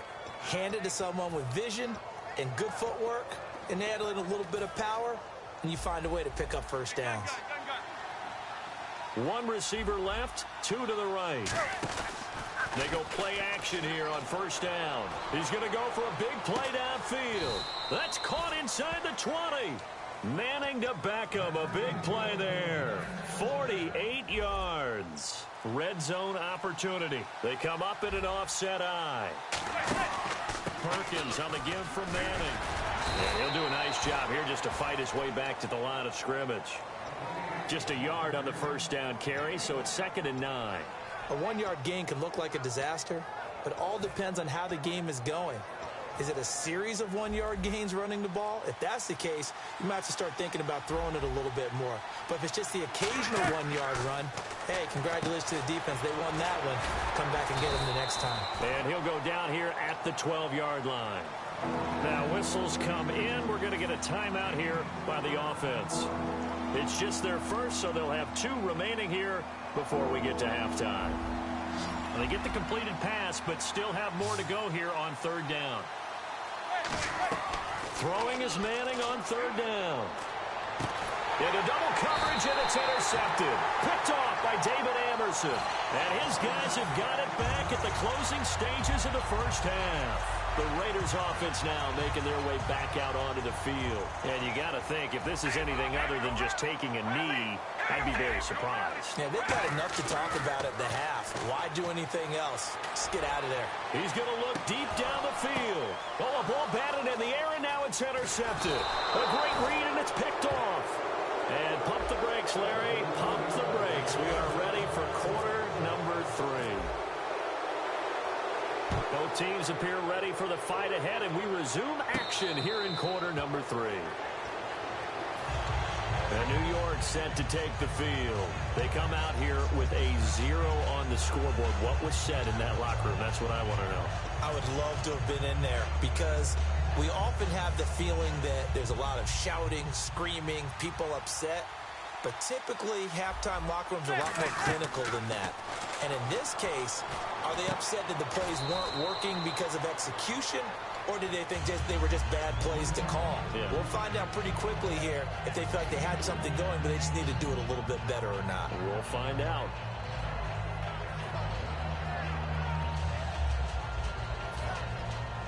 And on the outside, they're playing press coverage.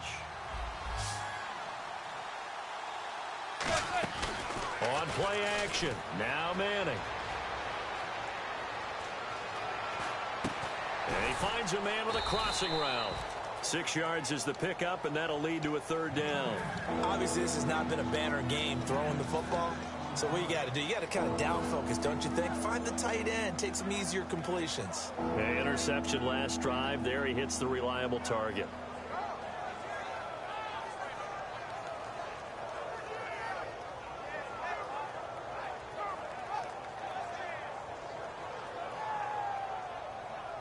So here we go, a third down after the second down pass completion. They come up in an empty set. 4 wide receivers, 1 tight end. Throwing is Manning. He finds Beckham complete. And all the way in. Touchdown, New York. Odell Beckham, 67 yards. And the Giants have got it back to a 1-score game. Good pass, clean catch, and a house call there on the fly route. And not that much room to operate. So that tells you about his acceleration. We always talk about being able to go from 0 to 60 real fast. It took him less time than that to get to top speed and complete that play. So here comes the Raiders offense getting ready for their first possession of the second half. And last time wasn't pretty. 1 play and an interception. We'll see if they can do better. I want to see if they want to go ahead and throw the ball again now on this drive after what happened on the last one. Throw it on the first play. Give the quarterback some confidence. See what happens. It's a pickup of 4, and it'll bring up second down. Not a run that you're going to write home about, but still a good first down run. That's what an offense calls staying on schedule. 3 to 4 yards on first down. You're set up very well for the rest of the drive. See if they stay on the ground for second down.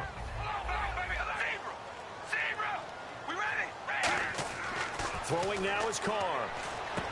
Caught left side to Crabtree. And he'll be out of bounds up past the 45. It's a pickup of 16 there, and it'll lead to a new set of downs. It's a nice completion, a little bit of run after catch as well to create the yardage that they got. But it is so tough to cover that route, the drag route, because they run it at varying speeds. Because the key is to create hesitancy on the defender's part. Always so empathetic for those DBs, aren't you? 10th carry of the game now. Murray fighting. Lost the football. Wow. That ball gets knocked free, but a teammate comes along and scoops it up. It's almost like baseball. Guys at bat, people are on base in scoring position. One guy doesn't get him home. The next guy comes through and picks him up. And avoids the turnover. The fumble, but they're able to maintain possession. Now it's second down. It's a 5-receiver set. 3 to the left, 2 to the right. Carr now to throw. This one caught left side by Cooper. And he'll be out of bounds just shy of the 40. They give him 13 yards there on the play and a fresh set of downs.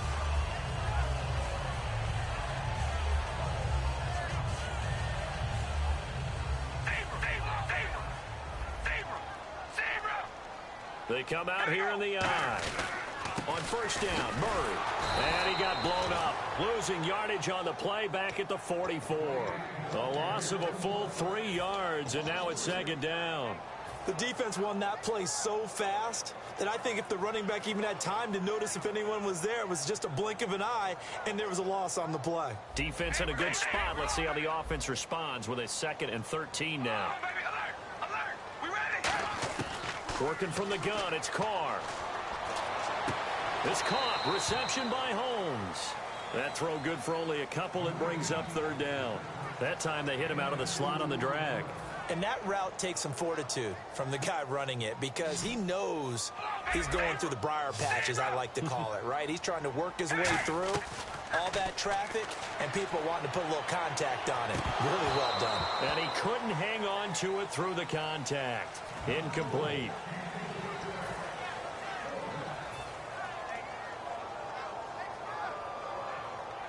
And now Sebastian Janikowski on from a long distance. He's hit from 61 and 63 in his career.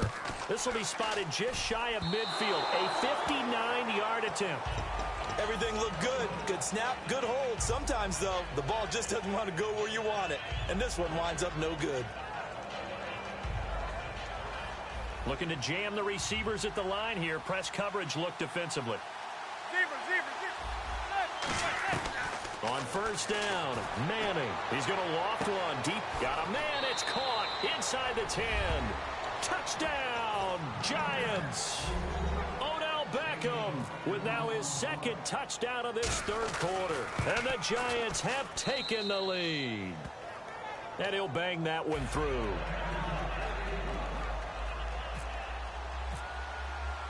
After the touchdown, it's Robbie Gould now to kick it away.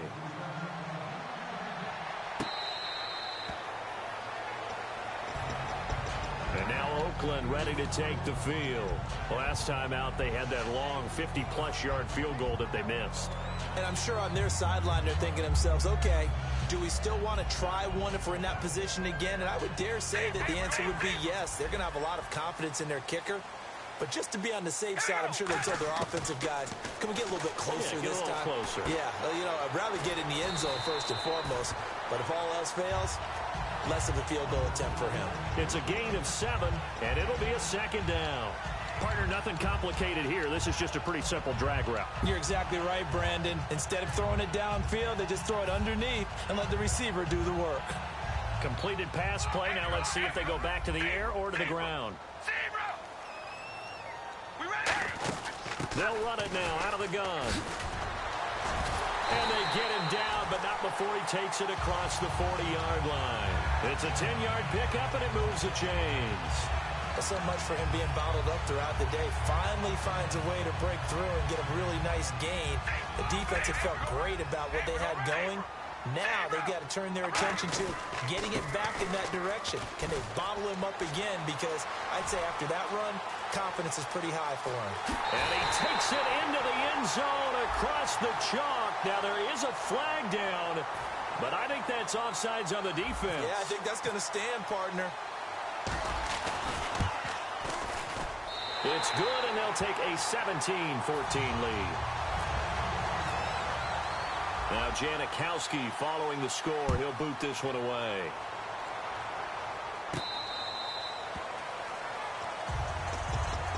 The Giants offense now, they get ready to head back on the field. And following that long touchdown pass, a one-play drive last time, see if the defense, you know they're ready. They don't want that to happen again. And you would have thought they would have been ready the last time. That's true. That's what you work on all the time. Make sure that no one gets behind you. That's the cardinal sin of defense, not giving up the long pass. They did. Let's see how they adjust. He's going to wind up and air it out. And he's going to be intercepted a third time. Picked off by the former Eagle, Nate Allen.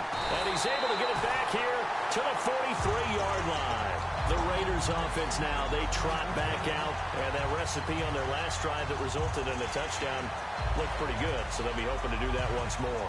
And it takes me back to when we sat with the offensive coordinator and the head coach. They felt pretty good about their game plan and thought there were some holes in the defense, and they exploited them the last time out. Let's see if they can come back and put together a similar drive. And we'll see if they can do just that.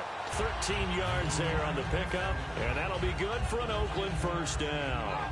And defensively, they were in zone coverage there. Do you have to be a little careful? You're losing playing against a good quarterback like he is to not play too much zone?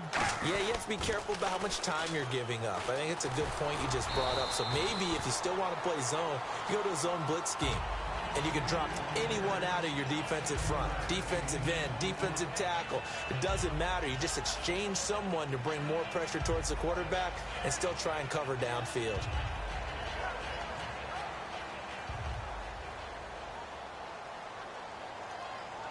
They'll come up now in the Wildcat package.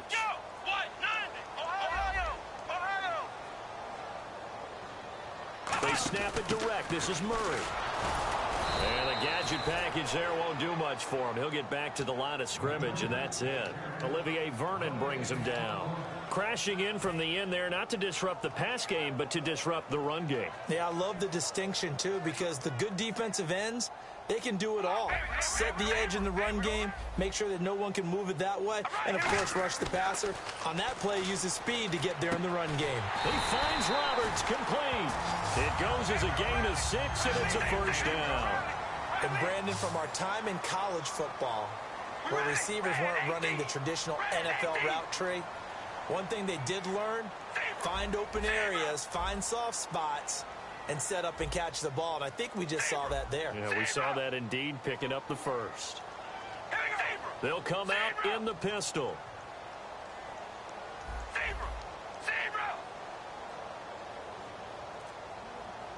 Roberts the man in motion.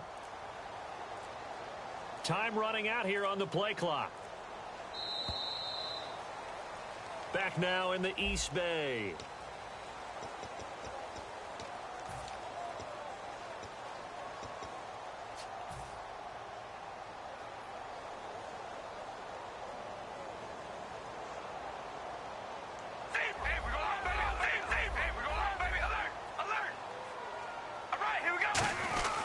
Now Carr with a give to Murray. Uses the stiff arm. And the stiff arm proved fruitful for a second, but the daylight quickly snuffed out. Dominique Rodgers-Cromartie up to make the tackle. And in this situation with a lead fourth quarter, they're liking keeping the ball on the ground, I'm sure. That's just smart football, but you know the defense has to know it as well. They've got to stop them here. So now we're going to see that loading the box in a big way. 6, 7, 8, 9, whatever it's going to take, puts a little bit more pressure on your big offensive line.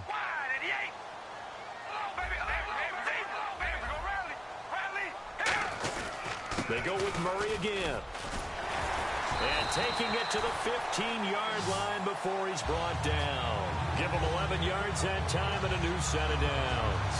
When a coaching staff sees their team run the ball this successfully in the fourth quarter, they're really excited because you can plan for a running game all you want and want to press that advantage when you get it.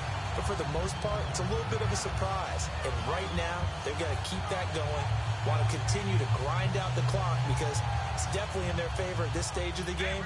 Can they close the game out and continue to do exactly what we just saw there, and that's run the football. Carries piling up. It's Murray again. And for one of the few times here today, this run's not going to go anywhere. Jonathan Casillas, the Mike linebacker, there for the tackle.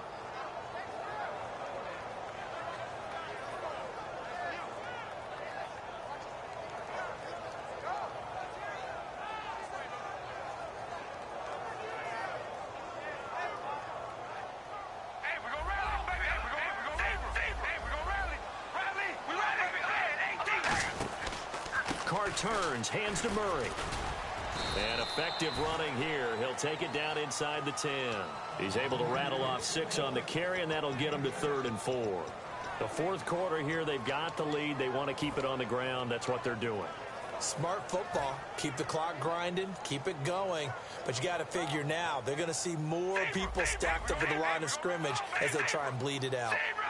And 5 in the secondary now for the Giants on 3rd down. The ball still a few inches shy of the marker after the 3-yard run, so now a little soul-searching on 4th down.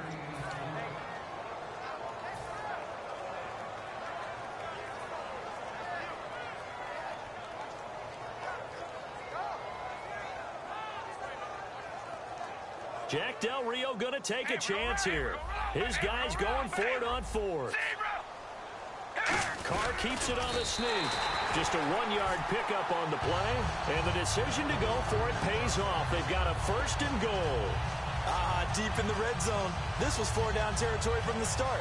And here, they won't wind up with a touchdown, but they do get a great consolation prize as they convert and pick up a 1st down inside the 5.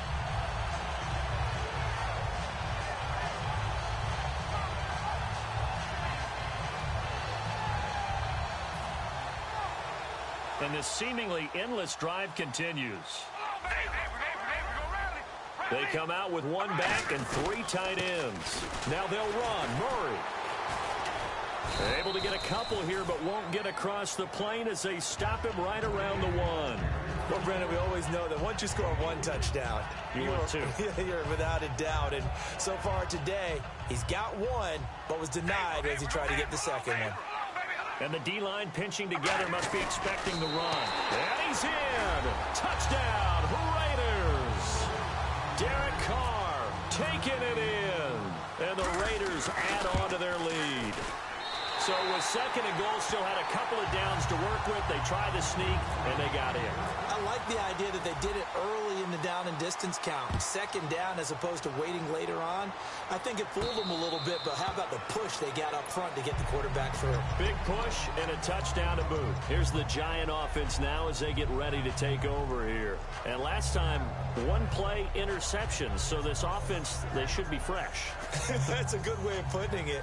And I can't wait to see what they decide to do with play calling, because a one-play drive where you throw an interception, a lot of people think the very next time out, run the football, don't give them a chance. Maybe play action? I think maybe you go play action, show your quarterback, you got a little confidence in him, and let him fling another one. And he was hit as he threw it there, and it forces it incomplete.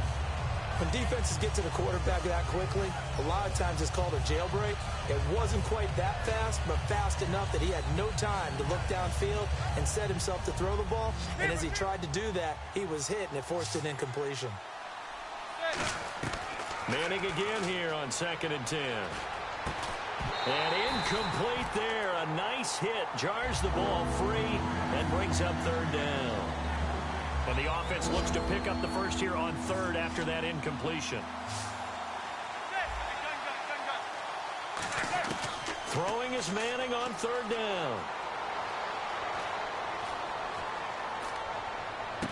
He's got Cruz complete. And he's taken down, but not before he gets this into enemy territory across the 40. And in a two-score game, obviously, every play, every 3rd down, like we saw there, magnified, big pickup. It was a huge pickup. What they really want, though, is to not even get the 3rd down. They've got to maximize time and conserve as much as possible. And it's incomplete. Boy, he doesn't drop many like that one. 2nd down. So 2nd and 10 here.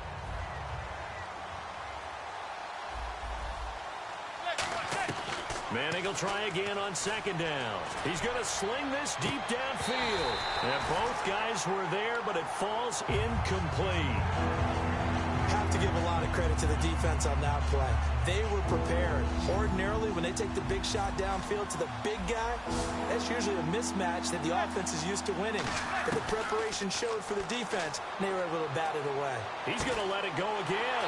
And this is intercepted, and that should do it. A great read, and it's picked off. And a big turnover there as his guys will get the football back. And now Oakland ready to take the field. In not great starting field position here for the offense. Now Carr going to give to Olawale. Time for a break. We'll come back to wrap this one up after this. So the run moves the chains, and here we go on 1st down. They keep it on the ground, but this time it's Murray. And he'll take this up only to about his 18-yard line. 3 yards on the pickup there, and it'll be 2nd down. The offense is in total control right now. And while they don't want to be in anything close to a hurry-up, they want to make sure they do things with discipline now. Get to the line of scrimmage, line up correctly, take time off the clock, snap the ball late in the play clock, and run the game out. And they'll lose a yard that time, and that's going to lead to a 3rd down. I don't know about you, partner, but I'm rubbing my eyes after that play. Did we just see that runner not get yardage? A big-time play by the... And now the Giants will stop play as they take a timeout defensively. It's just their first. They've got 2 more to use here in the final stages.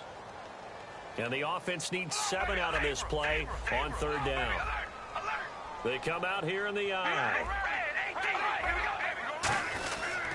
On 3rd down, here's Washington. 9 yards on the play and a 1st down. Well, partner, you might want to tear up your scouting reports a little bit here because they just broke tendency. 3rd down, you don't ordinarily see a toss. They ran it, and they ran it really well and picked up a 1st down. I love the way the edges were sealed, which allowed him to get to the corner.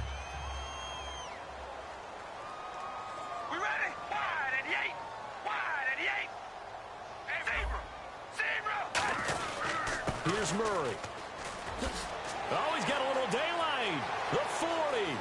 And he cuts it left, and now room to move. And he loses the football a second time. And the Giants have it. It's picked up. And a big turnover there as his guys will get the football back.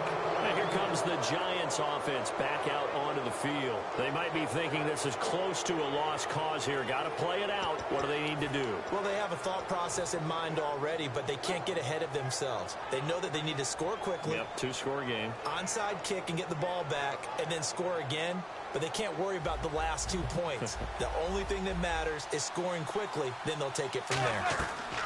So the fumble recovery, and now Manning. He's going to let it fly. And this is intercepted, and that should do it. Picked off by Sean Smith.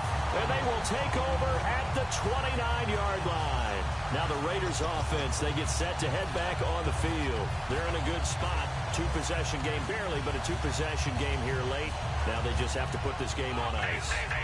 Let's face it, right now, they're talking about ball security, taking care of it, not allowing anything crazy to happen, because we've seen nutty things happen down the stretch, but they also have the security of the scoreboard. With that type of a lead, even if something goes haywire, they're still in good shape. So incomplete on first. Let's see what second down has in store. They come out here in the eye. Murray. And he'll get this up only to about the 33. It's a gain of about 3, but it's going to leave him with third and still 7 yards to go. Defense looking to hold serve one last time here on 3rd and 7. One receiver to the left is Cooper. Throwing now is Carr. He's got time. Looking deep in the direction of Cooper. It's caught at the 10. Now hold everything here. We're going to get a timeout by the offense. It's just their first. They've got 2 more to use here in the final stages. Carr going to look to throw. And the Raiders are in for 6. Touchdown. Derek Carr with now 2 fourth-quarter touchdowns. And the Raiders add 6 to their lead. And he knocks it through. Now Janikowski following the score. He'll boot this one away.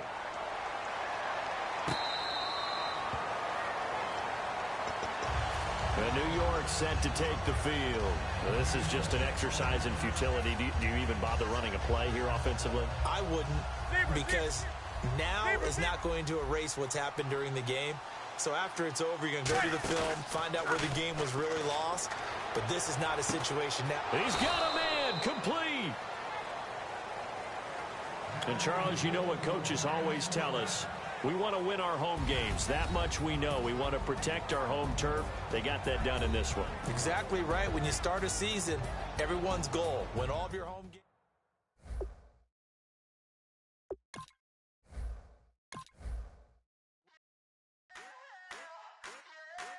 Eiffel Tower, on the Eiffel Tower. I wanna hit that blackjack, blackjack, jack. I wanna take that money and run right here, right now. Right here, right now. But I won't take that train. I won't catch that flight. If you're not on that plane, we ain't taking off tonight. Don't mean a thing to me, 'cause you're all that I want. And even if we're broke, baby, don't mean a thing to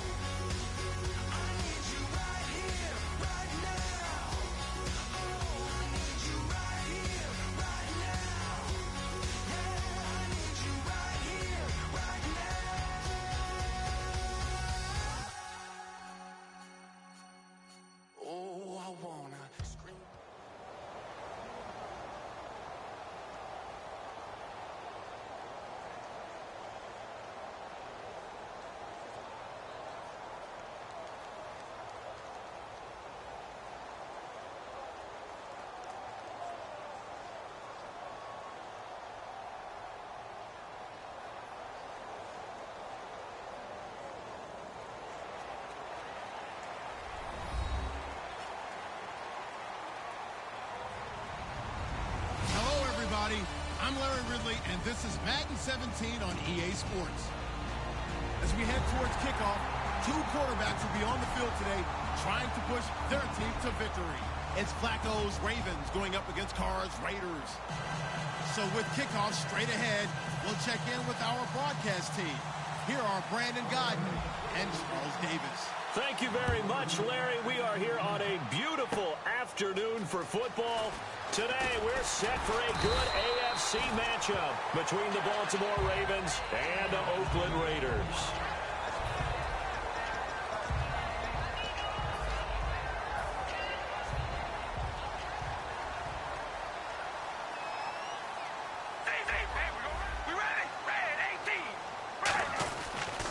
Now a first carry for Latavius Murray. Just a yard on the pickup there, and it'll bring up a 2nd and 9. Well, sometimes we talk running backs, sometimes we talk wide receivers. Walford, the tight end in this unit, very important. Clive Walford, a terrific player. Knows how to work the inside portions of the field, but also can surprise you and get deep. They'll run it with Olawale. Not much room here as he only gets it to about the 30. He only got a couple on that one, so not a ton of help. They'll have a 3rd and 8 forthcoming. And here are the Raven defensive starters. Timmy Jernigan, play him over the nose, play him a defensive tackle, bounce him out to defensive end. Wherever you want to put him, Timmy Jernigan can play. Throwing his car on 3rd down. To the left side and complete for Amari Cooper. And he's got the first before he's brought down at the 39-yard line. I don't care how many times we see it. I still get a kick out of watching quarterbacks and receivers do the pass tree in pregame warm-up. But I always remember that when we go to practices, we see that after practices as well. They really tune it up, don't they? They tune it up. They know why they do it for these situations. This is caught inside the 15. A big play there. All right, partner, that's it. That's a video game highlight catch right there. Acrobatic, one hand, come down with the football. Look, if you and I are playing Madden right now, I'm throwing down my control. I'm done. That's it. I can't do this anymore. Yet, we see it happen just about every week. All these guys need is a chance, and they're making those types of plays, even if we don't believe what we just saw. Only a yard on the pickup there. 2nd and goal. Defensively, pretty good start there with their backs against the wall. That's a win for the stop troops right there. And if I'm them, I get a little bolder now. They won the first battle. Keep coming out. And he'll take it into the end zone for a Raider touchdown. Latavius Murray, an 8-yard touchdown run. And the Raiders drive right down the field and score on the opening drive. And this one through the uprights and good. Now Janikowski following the score. He'll boot this one away. This is taken about 7 yards deep. And the decision to bring it out is going to cost him about 7 yards all told as he's taken down back shy of the 20.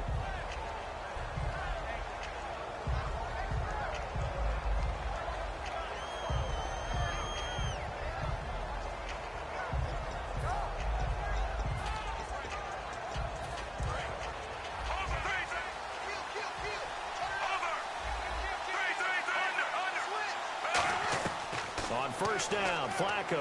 Oh, he's going to take a shot right away. Almost able to intercept it. That's one he would have liked to have held on to on this first drive. Instead, 2nd down. And the big boys up front in the trenches. What do you think of the O-line, Charles? I love them because this is a group that's so cohesive. They know what the man next to them is going to do at all times, and they operate as a terrific unit.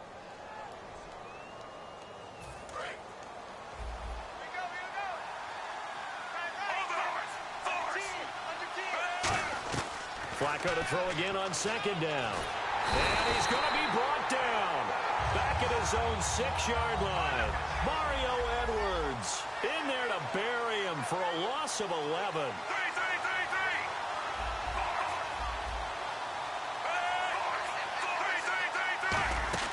3rd and long for Joe Flacco. And Steve Smith hauls it in. They'll get 19 out of this, but it will still bring up a 4th down.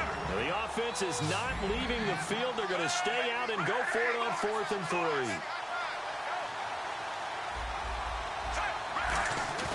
They do snap it. Flacco now.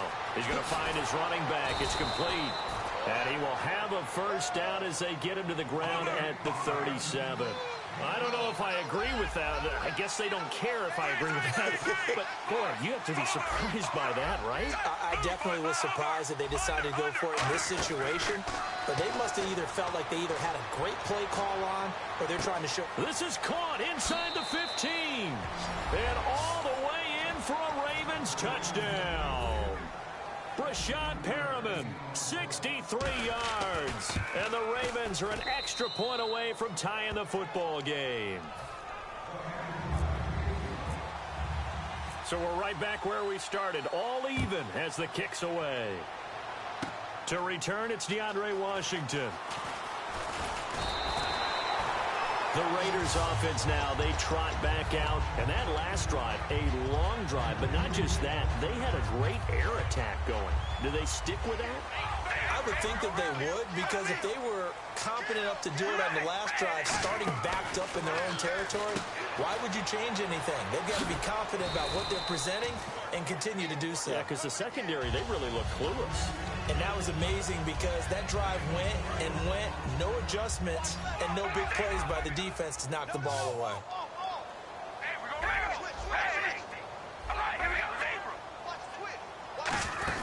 That was second down run for Murray. And the hole closes quickly there. He gets maybe a couple up to the 38.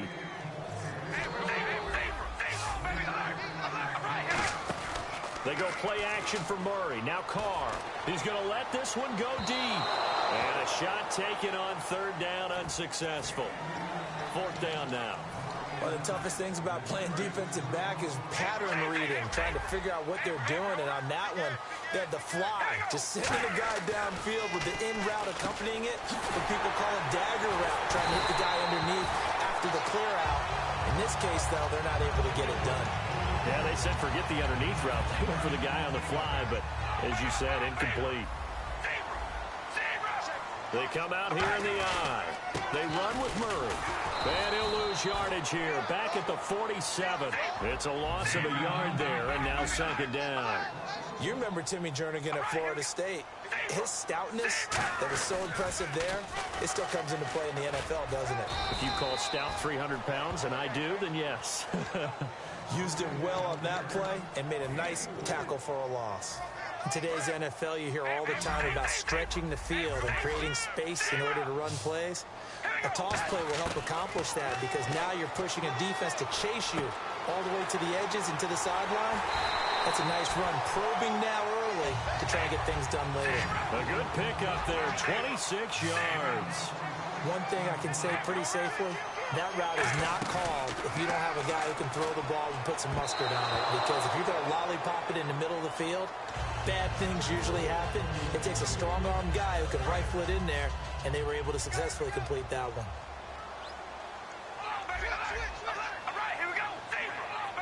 And some changes here as the D-line separates some. And able to push his way forward here for a good little gain. That second down run, a big help as 7 yards leaves him with just a 3rd and 3 now. I know the toss play begins with the guy taking the snap and turning around and tossing it to the runner. But where the real intrigue is, can they seal the edge? Whether it's an offensive tackle or a tackle. And he's not able to get away. Sacked back at the 22. So here we go. The offense is going to stay out there. They're going for it on 4th and 8. Hard to throw for it on 4th down. And it is incomplete. Boy, it looked like he had it and dropped it. And the Ravens are going to get the football back. The Ravens offense now, they get set and head back onto the field. And they'll just simply be looking to build off the confidence of the last time out where they scored a touchdown. And confidence is powerful, isn't it? When you've scored once, you feel like you can go back out there and get it done again. Doesn't matter what the defense throws at them. They feel like they're in a groove right now, and they want to get out there and show it. Yeah, hoping to stay in that groove here this go-around. Well, partner, I guess that answers the question about whether they're going to sit on it or not. It does. Now we'll see if they try that again. Yeah, I think what we find on plays like that, when you take that shot, if you're unsuccessful, then you go way more conservative to finish the half, you know? I think that's the way they'll go. And they'll get 9 there as that sets them up better for 3rd down. call on a nickel set for third down. I know many people like to throw to the tight end, maybe in a little flexed out position because he creates mismatches with his size. But slot receivers do the same thing with their quickness, their speed, and their route running savvy. Second quarter now. Brandon Gaud and Charles Davis with you. It's the Ravens who have the football. They've got a third down and a yard to start things out.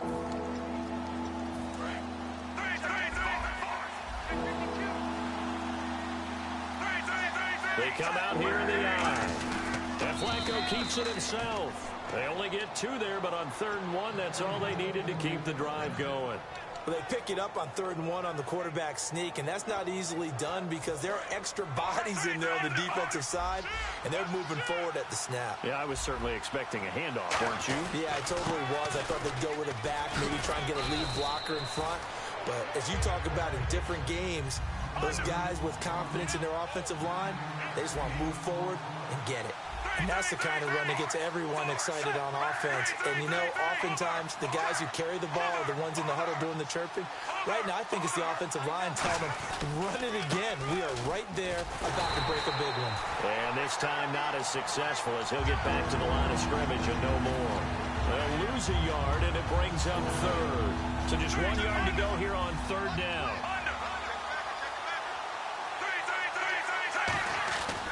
On 3rd and short, it's Dixon. And he's taken down at the 43, but not before picking up the first. Just a gain of a couple, but good enough to keep the drive rolling. 3rd and 1, partner. No need to be fancy there. Just use some force and move forward and pick up the first down. Throwing here on 1st down, Flacco. And he'll be brought down just shy of midfield at the 49-yard line. It's a gain of 5, and it'll bring up a 2nd down. Yeah, he only gets a few yards on 1st and 10, but he's better off doing that than throwing an incompletion or even worse, an interception. A break from the ground game here. Flacco looking for Perriman, and it's intercepted. Picked off by Perry Riley. And the return stops just a little bit shy of midfield at the 48-yard line. And now Oakland ready to take the field. They had a great drive going last time. They were moving the ball, and then all of a sudden it just stalled out. So we'll see what they can do here, Charles. And it's always easy to second guess when you don't get it on a 4th down try. But they had to like the feeling that they had.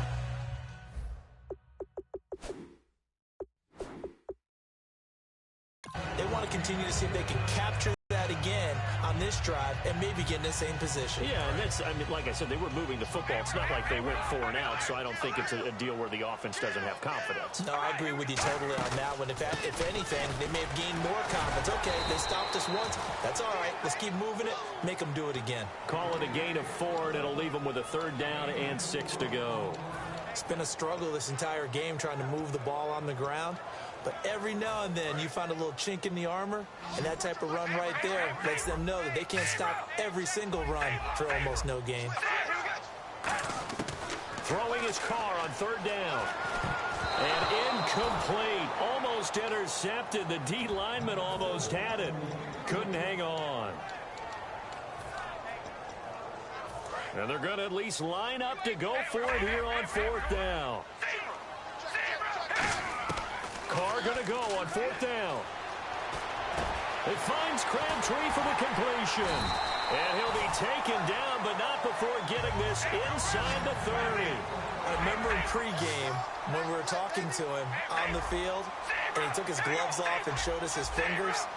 A few misshapen ones in there, and now we know why, trying to catch those types of bullets. That was a dart. Yeah, even for a talented receiver, those are tough to hang on to. And the slot man goes in motion left.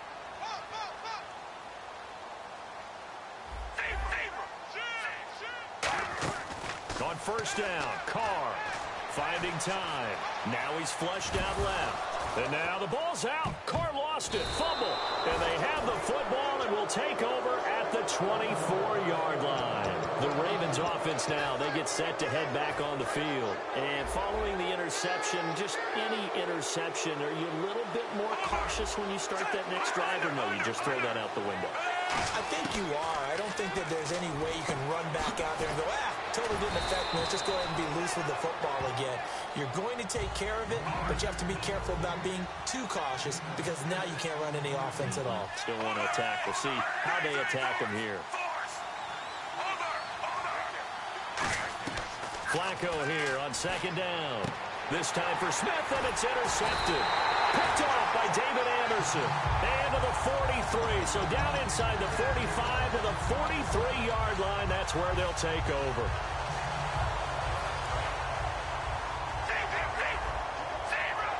One receiver to the left is Cooper. Now after the INT, it's Carr. Brought in by Walford, right side. 7 yards, the pickup on the pitch and catch. Partner, it's a lot of fun watching the NFL now, isn't it? Because when the big fella runs routes, it used to be when we were kids, he'd run about 3 different routes, and that was it. Now he can run anything and catch the balls we just saw there. And he'll take it into the end zone for a Raider touchdown. Amari Cooper, 35 yards. And the Raiders have taken the lead. And he's got it. It's now a 14-7 ball game. Now Janikowski following the score. He'll boot this one away. That's fielded in the end zone. And he'll wind up about 4 yards shy of where he would have been if he had taken a knee, as they'll start at the 21-yard line. The Ravens offense now, they get ready to head back on the field.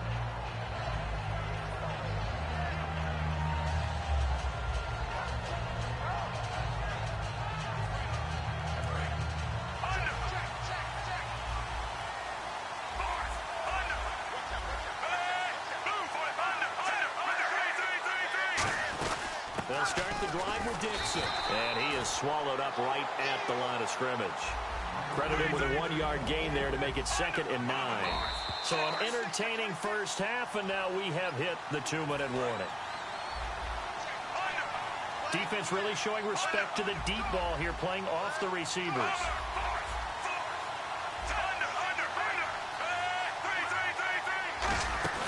Bootleg, Flacco. Going left side, it's complete. And he's finally taken down, but not before getting across midfield and across the 45-yard line. We just saw him hit a big play there on a deep post. And most of the time, the post isn't available because usually you have defenders in the middle of the field. But if you throw enough curls and crossing routes and underneath routes, I know from experience, they get tired of watching those balls get caught. They start to creep up a little bit, and that's when you can hit them big over the top. On second down, Flacco to throw. And a quick throw here, that's complete. That catch good for only a yard, and it'll be 3rd down. The first down line at the 34 here on 3rd down. They're going to hurry back to the line now.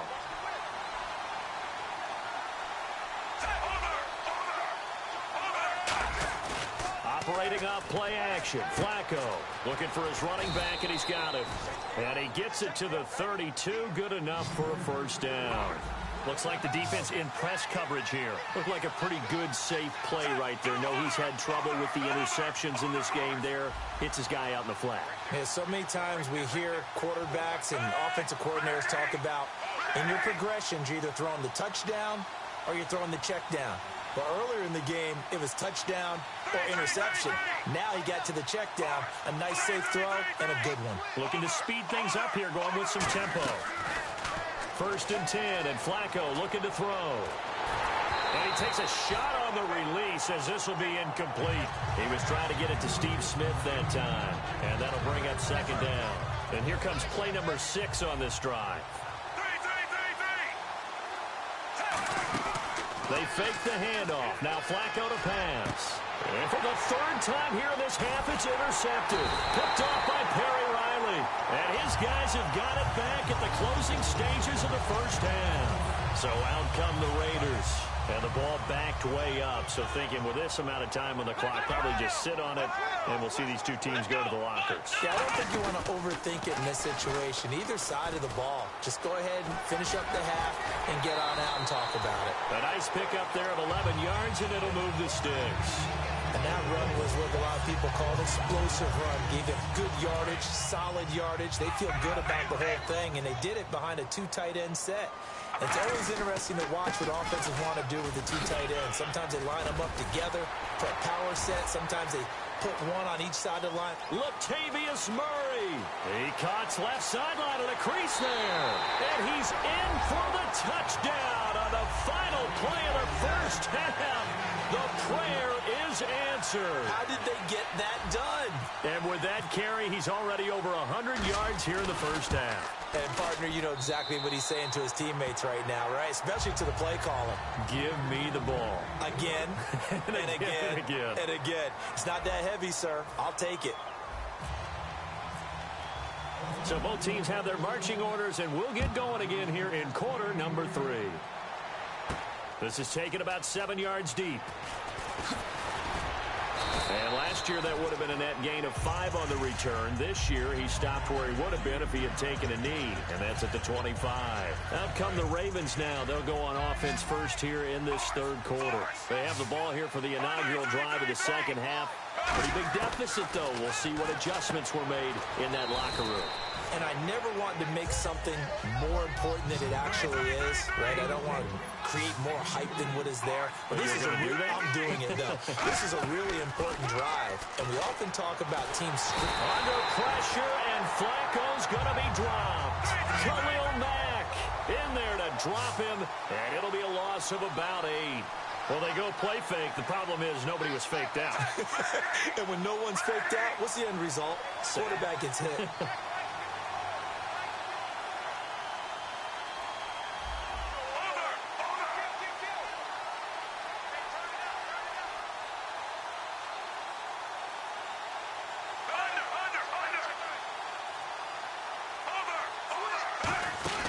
Flacco off play action. And incomplete. The contact made the ball roam free and brings up 4th down. My high school coach, John Ford, used to say all the time, if you're in a bad situation, laddie, don't compound it with a bad decision as well. And I think that's what we just saw there. Harassed in the pocket, and he throws into double coverage anyway. He called you laddie? He called me laddie, and that was the nicest thing he called me. So possession goes over here on the punt. And the Raiders will have a short field to work with as they take over. Now we take a glance at the offense as they work their way back out for their first possession of the second half. They have the lead here. Well, we talk a lot about pregame speeches. What are halftime speeches like? For the most part, they need to light a fire.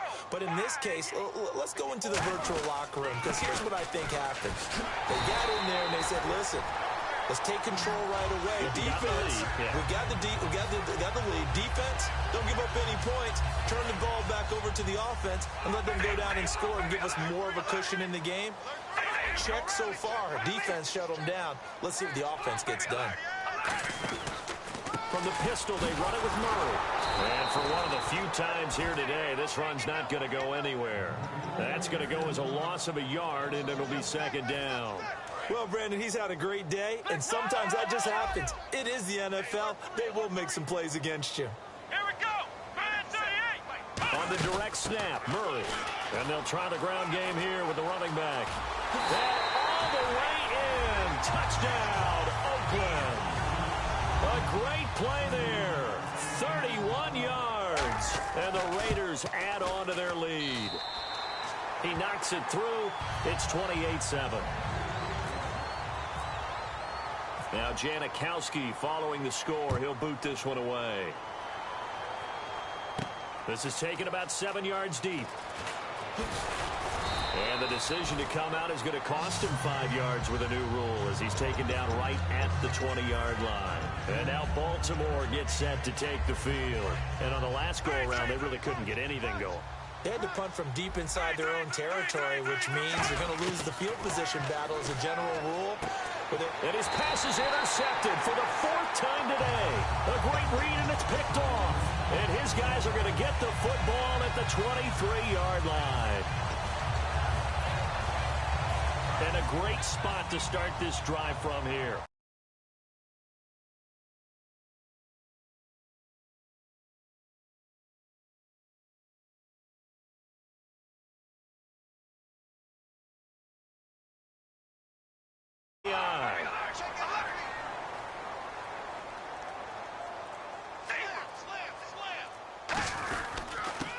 It's Murray. And a short gain here down to the 22. Just a yard on the first down carry, so it's 2nd and 9. You know how we get focused at end of the half and into the game situations about how much time's on the board and, you know, what you need to do? Sometimes you don't even have to worry about that. That's just smart football. You know, that kind of a lead, staying in bounds, it burns clock, even in a situation that we're not really focused on it. Call it a gain of 5 that time, and they'll be left with a 3rd and about 4. Well, partner, they've been running it well the entire game, and the big guys up front, they're a huge reason why. And now they're reaping the benefits as they continue to open up big holes and gain nice yardage. They'll run it now out of the gun. And he'll push his way up to about... And now the Raven defense going to call a timeout. It's just their first, so 2 remaining as they burn one here in this 3rd quarter.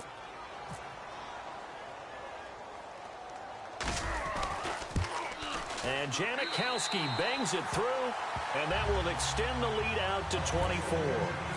So the drive stalls out, but they are able to put 3 points on the board. Yeah, just a yard or 2 shorter than an extra point, so no problems converting there. This is taken about 7 yards deep. And in hindsight, probably should have stayed where he was, as he'll only get back to the 16-yard line. And now here come the Ravens.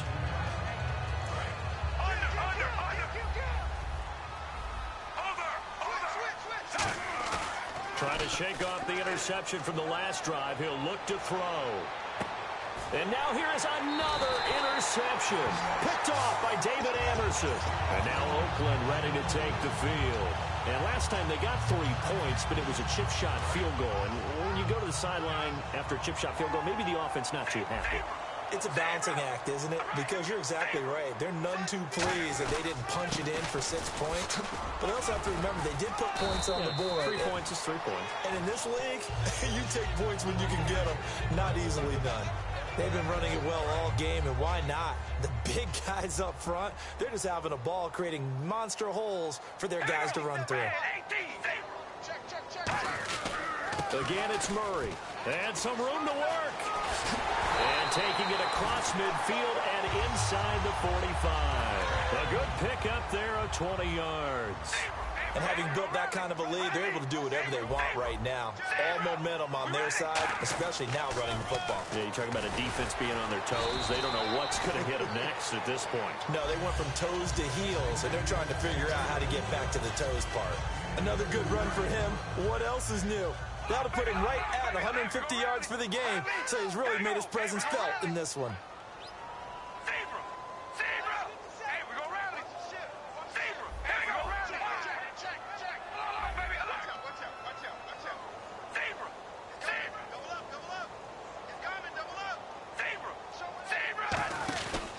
A handoff. It's Murray.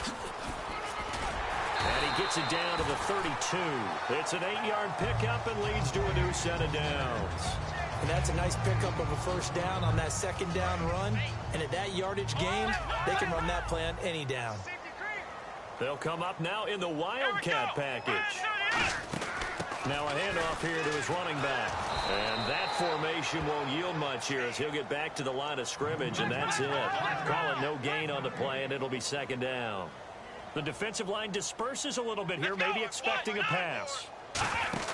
Now a handoff as they run left side.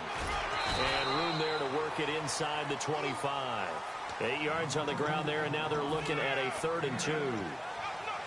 And while the guys with the ball are having a whole lot of fun keeping it on the ground, the guys on the opposite side, they are having zero fun. They've been getting pushed around the entire game and haven't found an answer yet to slow down the running game.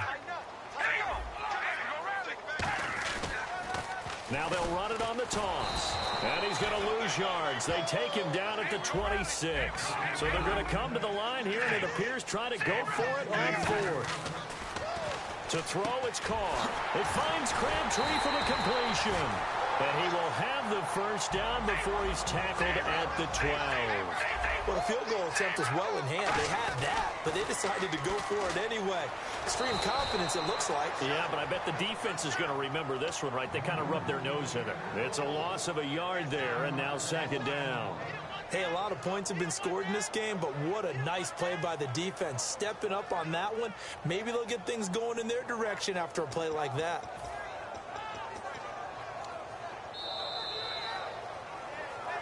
Back now in the East Bay. A lot of happy faces in the crowd at this point as their guys have a big lead here to start quarter number 4.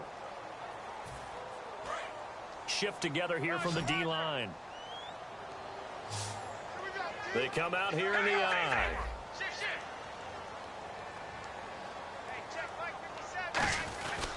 Now a give. This is Murray.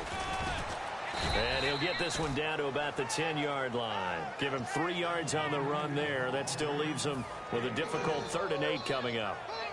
Oh, long drive. The defense just cannot seem to catch a break and get off the field.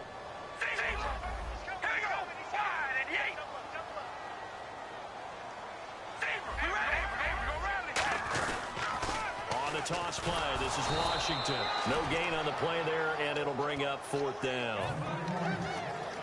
What?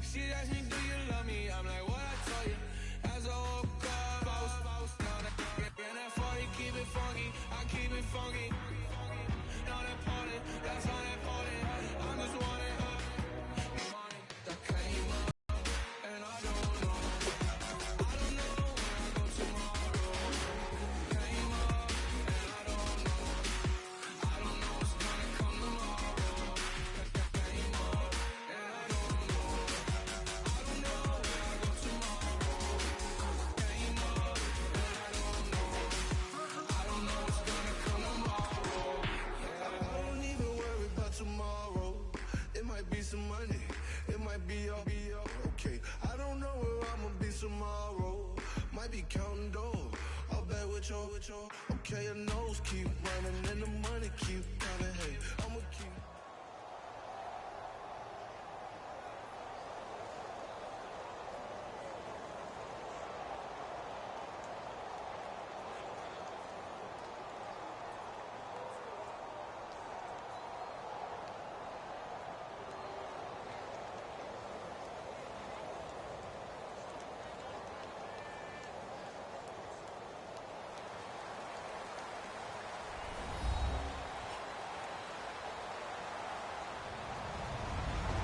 Everybody, I'm Larry Ridley, and this is the NFL on EA Sports.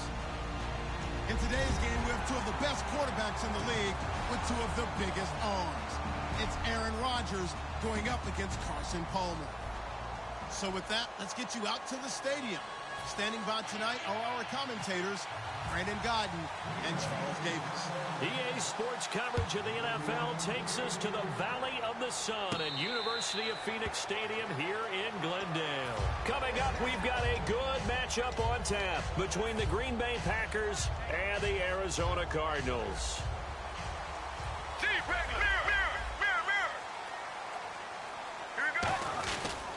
The first carry now. This is Johnson. And they're able to get this one across the 35. Brandon, if I submit David Johnson's numbers for the season, the running back for the Arizona Cardinals, 14 straight games over 100 yards from scrimmage, I think you'd say he's an MVP candidate, wouldn't you? Absolutely, and he set the Cardinals record for most scrimmage yards in a season, but they're below 500. It hasn't been the year that anybody expected. No, it has not been that in terms of record for the Cardinals, but a breakout year for David Johnson, one of the exciting young players in the NFL. The evolution of Clay Matthews as a player, it's just one that they're going to end up writing books about. He didn't even start until his senior year at USC. He didn't start in high school, and now he's at all-pro level in the NFL. How about the play he just made there? Yeah, he has certainly made a name for himself. William Clay Matthews III. Play action. It's Palmer. He's going to loft one deep left side here. And incomplete. He can't hang on. Would have been a nice catch. Instead, it brings up a fourth down. Here comes the Cardinals punter now. As the first drive of the game stalls out, he's on to punt.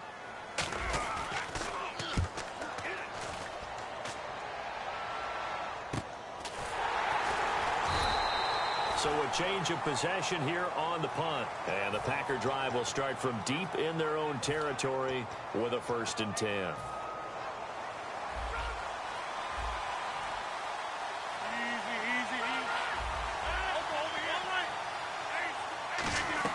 They go play action here on 1st down. Oh, he's going to air it out right away. Well, this is taken in. It's complete. And he makes it all the way down to the 31. A nice job there, Charles. They picked up the blitz, were able to complete the pass. That had the total feel of a quarterback in control. Red blitz, got him into the right protection scheme, so he doesn't get hit back there. He's got a chance to step up with supreme confidence and deliver it downfield for a nice completion. It'll go as a gain of 10 there. And the Packers are going to have a 1st down. And we have to give credit to him for buying time and extending the play. But, you know, there's some really upset defenders on that one. They thought that they had him. Instead, he was coated in Teflon and got away.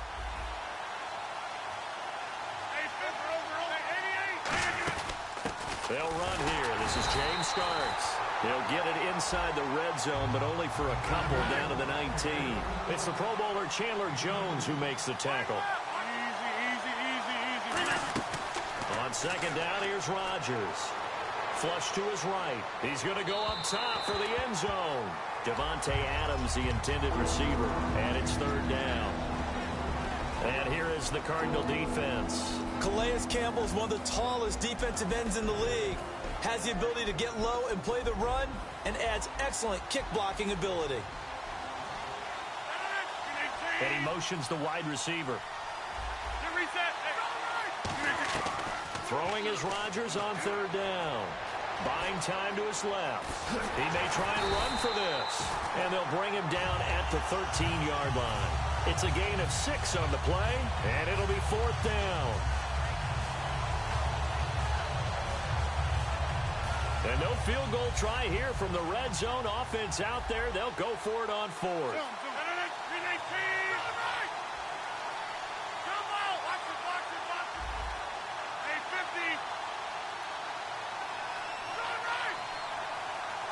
And now before they run this play on 4th and 1, we're going to get a break and a timeout.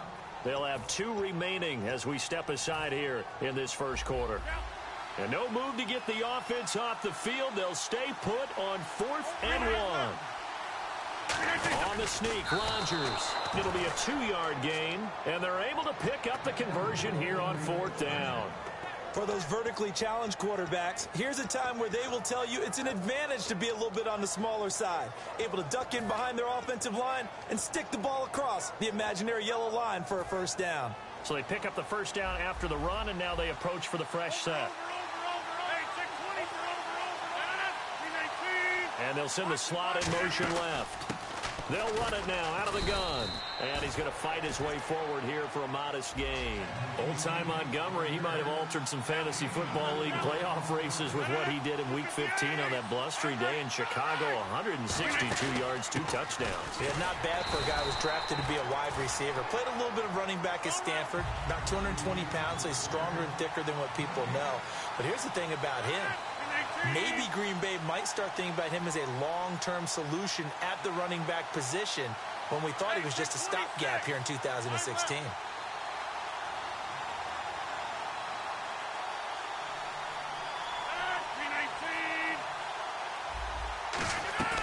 Here's Rodgers to throw. And he's got it. It's caught for a Packers touchdown. Jared Cook from 6 yards away. And the Packers have taken the early lead. A post to the tight end for 6. Gosh, those guys are so tough to cover, aren't they? Just in general, tight ends running those patterns near the goal line. Because you have to decide how you want to treat them. Are they a wide receiver? Are they a big extra blocker on the field? Or are they a hybrid and caught in between? So are you going to use a linebacker? Are you going to use a safety? Are you going to even...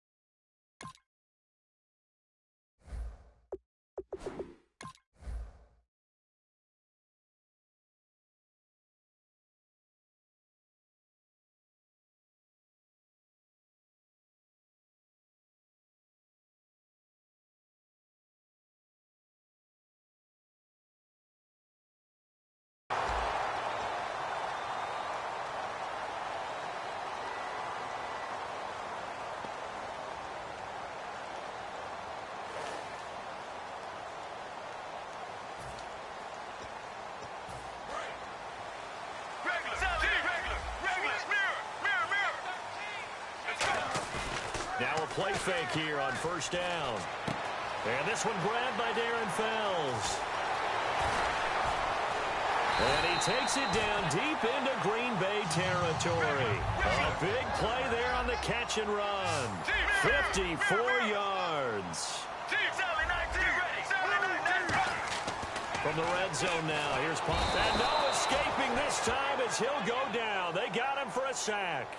Dayton Jones from his outside linebacker spot, forcing the sack for a loss of 8. There you go, play action with Palmer. And this is caught on the sideline, but no, they'll say out of bounds. He caught it, but was not in bounds, incomplete. And let's get a look at the Green Bay defense. Clay Matthews is an absolute force. Multiple Pro Bowls as an outside linebacker. He can swing inside and create the same havoc.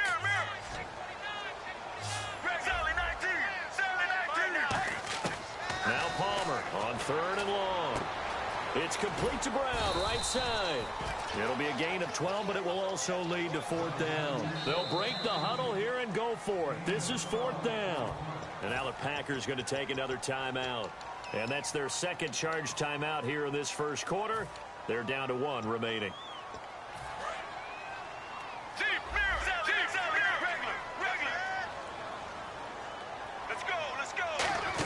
Here we go with Johnson.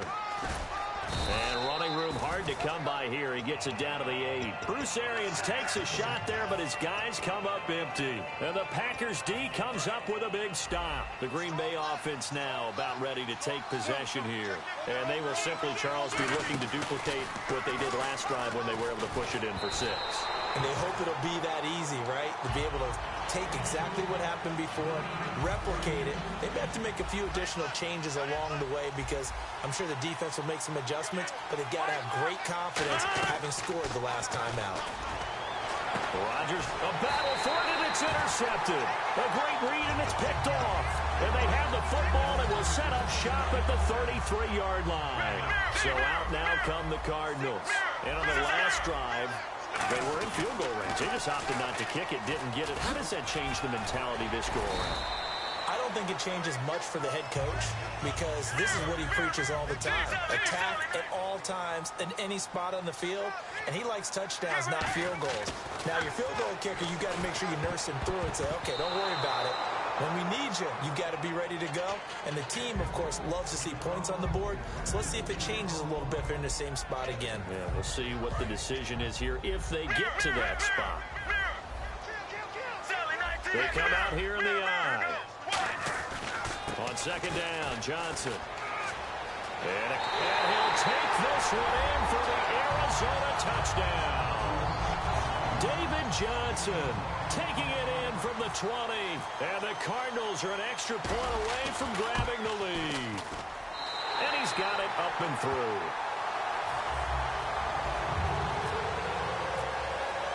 Now Catanzaro after the touchdown to kick it away. This fielded a few yards into the end zone. And he'll bring it a few past the 20 to the 23-yard line. The Packers offense now heading back out onto the field. And following the interception, we'll see what they can put together on this drive. I can hear my old college coach right now. He always used to tell us before every game, the team making the fewest mistakes will win. What they're hoping is that that last mistake is their only one of the game. Coaches, that's all they talk about, turnovers, right? Minimizing those and maximizing opportunities.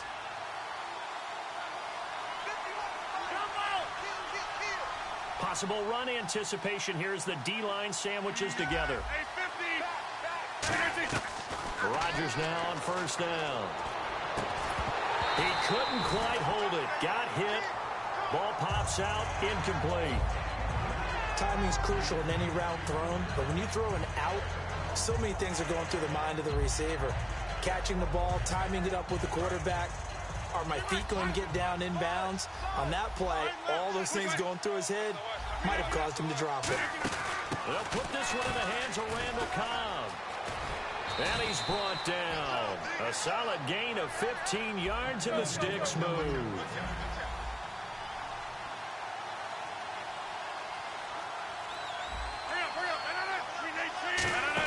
They'll try a little trickery here on the end around. And it'll be a minimum pickup here as it will take us to the end of the first quarter. With Charles Davis, I'm Brandon Gaudin. Second quarter about to get underway with the Packers in possession of the football. They've got a 2nd down and 8 to start things out.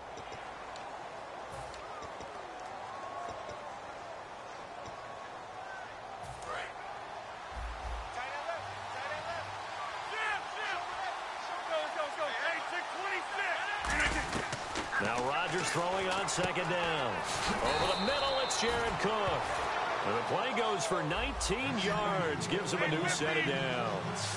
An ex-teammate used to tell me all the time, I hate experienced quarterbacks because no matter what, You really can't hide what you're doing. And I think that right there, he knew right away where the blitz was coming from, where his primary guy was going to be, and he ended up going to a secondary target for a nice game. I was just going to ask you, that wasn't the primary target. He's so good at that, isn't he? I think he knew right away that he wasn't going to get to his primary guy. I think he read that as soon as he got to the line of scrimmage, knew where the pressure was going to come from, and said, I know how to beat that, and that's what he did.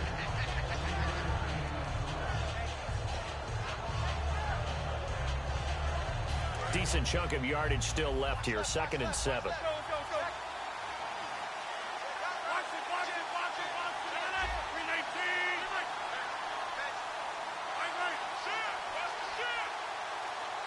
Cobb in motion right. Now a handoff working right. And he'll fight his way down right around the 12. 3 yards on the pickup. That's going to set up an interesting 3rd and about 4 to go. Some of the most unselfish players on any football team, defensive tackles, because we ask them to just eat up blocks and allow other people to make tackles. But when he can make a play himself, as we just saw there, that's a big day. They fake the give. Now Rodgers. He's going to hit his man out of the backfield, complete. And he will get this into the end zone. Touchdown, Green Bay. Ty Montgomery, a 12-yard touchdown grab. And the Packers are able to cash in for 6. Now after the touchdown, here's Crosby to kick it away. This will be taken about the 12. And good starting field position. He'll get this one all the way up to about the 35-yard line. Arizona getting ready to go as they take the field. And they're going to need another score. Got one last time, but still down here. When you're playing catch-up, every possession becomes crucial, doesn't it? It's vital. Get back out on the field, punch in the end zone again. They know it's not easy, but what they do have going for them, they did score the last time. They think they've got a good formula working. And what about the defense? Well, now you're just saying to yourself, okay, you gave up a score last time. What adjustments do we need to make to slow them down now and get the ball back for our own offense? Is it more pressure? Is it more zone? What do they have to do? They're trying to figure that out themselves. We'll see if they can figure that out right here. So he loses 3 yards there. Now 3rd down.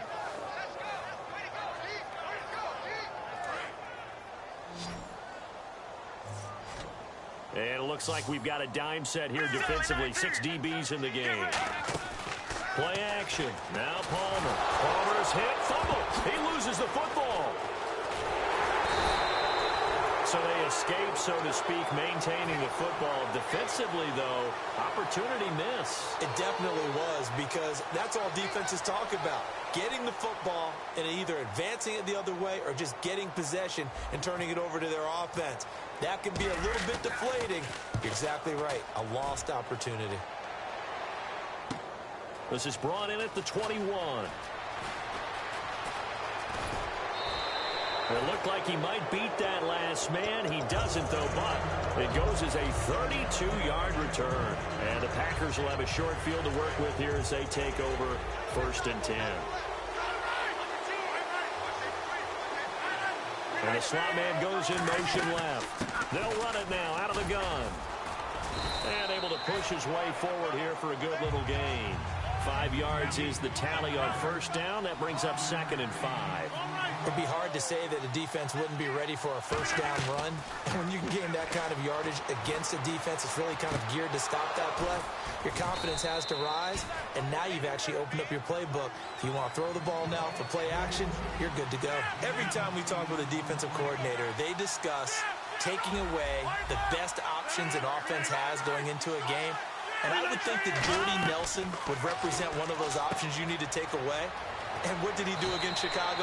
Late in the game, it's on the line, and he goes big, 60-yard play on a 3rd and 11. And what does a healthy Jordy Nelson do for this Packers offense? He does everything for this Packers offense. Before, we always talked about his ability to stretch a team, stretch them deep. Now we're talking about his ability to do that and catch all the underneath stuff. Be that #1 receiver that opens up the field for all the rest of them. 319. And incomplete. He dropped it in the end zone. After all the preparation, all the practice, a play like that will absolutely break your heart. They had everything they wanted, just unable to complete it in the end zone. a big-time drop.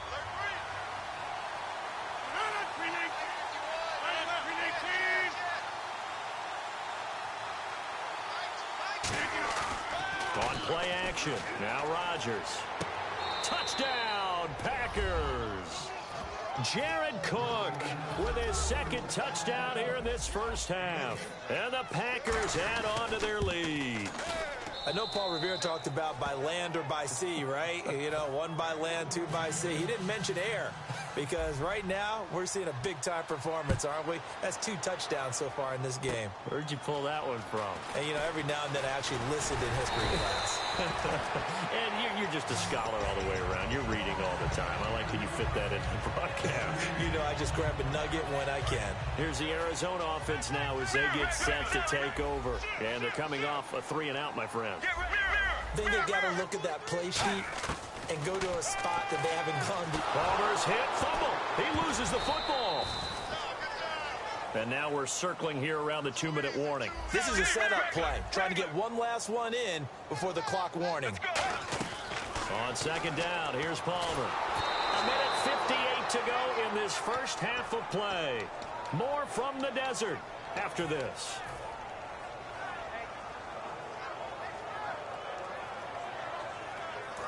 So the D-line's going to spread out. They come out 5 wide, 3 of them to the right side. Now Palmer, and he dropped it. Now it was tipped, altered the ball a little bit, but he dropped it, and now 4th down. Well, they've had a pretty frustrating first half here offensively, and then just continued there with that incompletion. Yeah, definitely frustrating for them, but heartening for the other guys. Those stop troops, they're enjoying things right now because they've made it very difficult for them throughout the half. Here we go. Blue 58. Blue 58.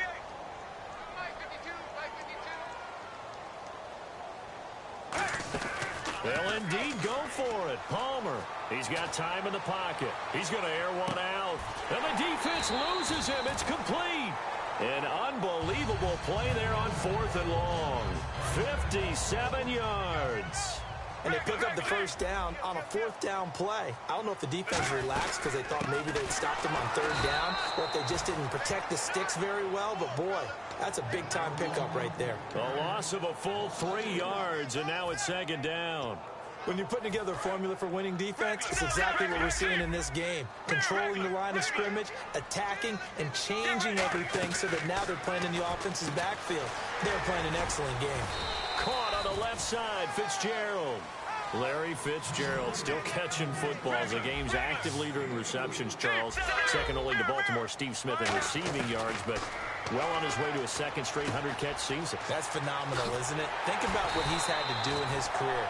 Staying healthy, taking care of his body, doing a great job in the film room to learn what defensive backs like to do and setting them up and beating them. His career is absolutely off the charts, and he went from an outside receiver to a slot guy. You name it, Larry Fitzgerald's done it. And incomplete, a drop there in the middle third of the field. That'll bring up 2nd down. Everything looked right on that play except the conclusion. He dropped it, an in route, going into a little bit of traffic. Maybe in the back of his mind, he was wondering where the hit was going to come from. 2nd and 10. It's Palmer again. And that is caught. Touchdown, Cardinals. Jermaine Gresham from 10 yards out. And the Cardinals have cut it to within a score. I think everyone in the league talks about finishing, don't they? Doesn't matter whether it's a quarter, a half, a game, a series, whatever. But they're finishing the first half in fine style, putting that one in the end zone. They did, and they didn't leave much time on the clock either. Well done. This is taken about 7 yards deep. And the decision to bring it out is going to cost him about 7 yards all told as he's taken down back shy of the 20. The Packers offense now, they get ready to head back on the field. And we'll see how this is played. Offensively, they got the lead. Not a whole lot of time left. What do you think, Charles? Well, it's tempting to try and add to your lead, but a mistake there, that can change things in a big way. I say go ahead, take the knee, get on out for the half. And a good quarterback facing zone coverage, if he has just a little bit of time to survey the scene, that's what's going to happen. No doubt about it. If there's no pressure, he's going to continue to pick them apart because he'll have all that time to find someone open downfield. You can only cover for so long. So maybe they want to go to a zone blitz scheme, get a little bit more pressure. Remember when Carolina did that against Denver? They lost the game ultimately. They dropped the defensive end out, and he ended up with an interception in that game in Super Bowl 50. Maybe some sort of scheme like that to try and get more pressure at the passer. On first down, Rodgers. And the tip there altered the ball flight, and it falls incomplete. It'll be second down. So they're still at the original line of scrimmage here. Second down and 10. Rodgers again here on second and 10. Caught left side by Cobb. And he gets this inside the 35-yard line. Now whistles come in. We're going to get a timeout here by the offense. And with halftime on the horizon, they'll be out of timeouts from here forward. And now here's a timeout defensively coming from the Cardinals. So as they take it over, we step aside.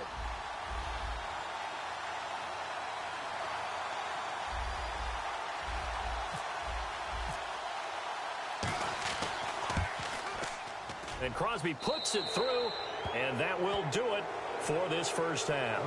So 2 quarters down, 2 remain. Charles and I return after the break.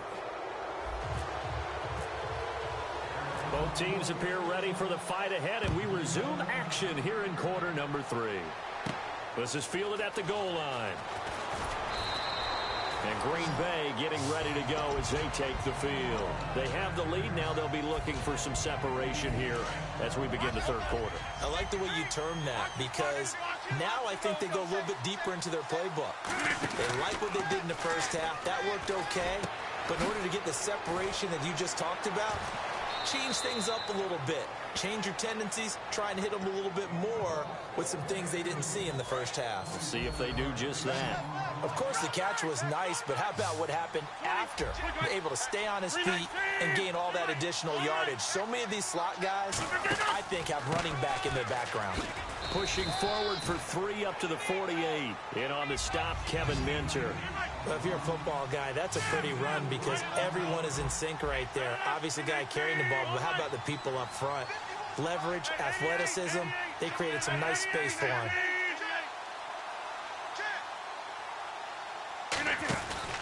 And they'll go on the ground. And this time he's not going anywhere. They'll get him down right at the line of scrimmage. Now hold everything here. We're going to get a timeout by the offense. It's just their first, so 2 remaining as they burn 1 here in this third quarter. 7 yards remain now on third down.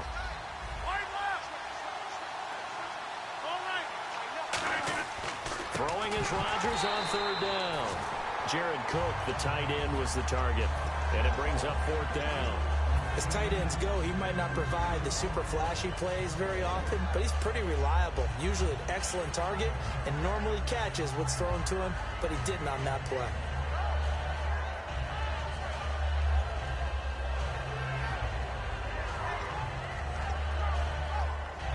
So it looks like the offense isn't going anywhere.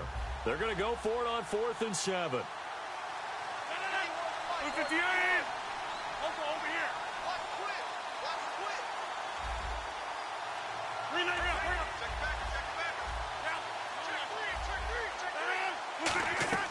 Here we go on 4th down with Rodgers.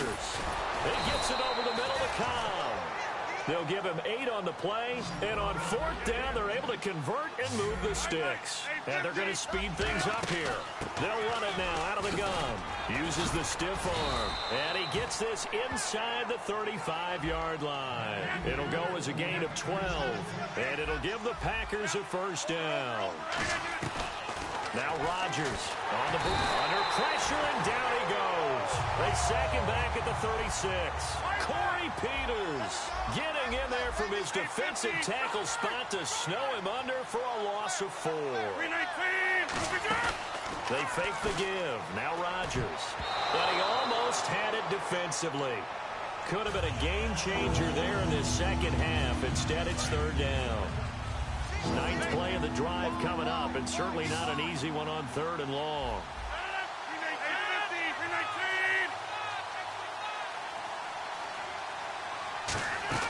A play fake to start. Now Rodgers. And he's going to go out of bounds. He takes this one down shy of the 20. 15 yards through the air and a first down. He's such a good route runner. Shows it there on 3rd down. Very proficient and a good pass. And you know what I've observed over the years in the NFL? The better a route runner you are, the more confidence your guy's going to have in you to go to you in important times because he can trust you being in the right spot, and they connected there and picked up a first down. And quickly they get to the line. And that's a good sign right there as we start the 3rd quarter, because in the first half, not much space to run the football. And as we go into the half, we often think to ourselves, all right, what's the adjustment? What do they have to do? And he's got it. It's caught for a Packers touchdown. Randall Cobb from 10 yards out. And the Packers add 6 to their lead. Well, that's about as quick of a passing touchdown as you'll ever see right there. Everyone has a section in their playbook called the quick game. That was a super quick game. Out of the hands of the thrower, bam, right to the receiver, successfully for a touchdown. How in-depth is that quick game part of the playbook? It's pretty in-depth because people want the ball in the hands of the quarterback into the playmaker's hands downfield as fast as possible. There are a lot of plays, a lot of options involved with that. The Cardinals offense now ready to get their first opportunity here in the second half. They're down in this game. A chance for the offense, though, to put something on the board, get some momentum here in half 2. Try and get things kick-started for them. And you know at the half, they discussed how they were going to get that done. This is where scripting comes into play a lot of the time. How many plays do you script coming out of the second half? Most of the time in the first half, you're scripting 12 to 16. I think in the second half, you're really scripting more like 8 to 10. Kind of a starter or an opener, whatever terminology they use. Just something to get you off to a quick start. On second down, Palmer, screen play, Johnson, and an alley to run. They'll wind up getting 10 back as that sets him up for 3rd down. When you run a screen pass really well, you got to like the look of it because so many parts come together to make it work well. The offensive linemen, where they're faking people out, the back slipping out there, catching the football, then all of them going together as one unit downfield. A really nice pickup. Throwing is Palmer. Looks for Nelson, and it's intercepted. Picked off by Morgan Burnett, and they are going to set up shop at the 40-yard line. And Green Bay getting ready to go as they take the field. And they were able to punch it in the end zone last time. They'll be looking to do that again here for the defense. Obviously, they'll be looking to stop them from punching it back in the end zone. It always is punch-counter-punch, isn't it? And which team has the advantage? Well, let's just go back. Last time on offense, they rolled downfield, got into a good rhythm. You can see a little more bounce in and out of the huddle. You can see the sideline really get into the game. So defensively, you're thinking to yourself, how do we take that away from them? How do we get the advantage back? Let's see what they come up with. I think pressure is always the first way to go. You love pressure. I love it. We'll see if they dial it up this drive. On play action, now Rodgers. He's going to go up top again. Looks for Nelson, and it's intercepted. A great read, and it's picked off. And a big turnover there as his guys will get the football back. And the Cardinals getting set to trot out there now. They come out here in the I. They'll try to get the offense going with Johnson. And he's going to get this one across the 30-yard line. A really nice pickup of 14 yards, and it moves the sticks. How many times do we say in this game that speed kills, and it does it in so many different ways? In this case, you got a back who's quick and shifty, can make moves, make people miss, but also gets to and through a hole before it can close down. That's some of the benefits of that speed, not just outrunning people in the secondary. That led to a really nice gain. No gain on that run, and while the team is down, there's still time to come back and win the football game. If I'm the offensive coordinator, though, I've got to think about moving at a faster pace and maybe opening things up a little bit and throwing it a little bit more.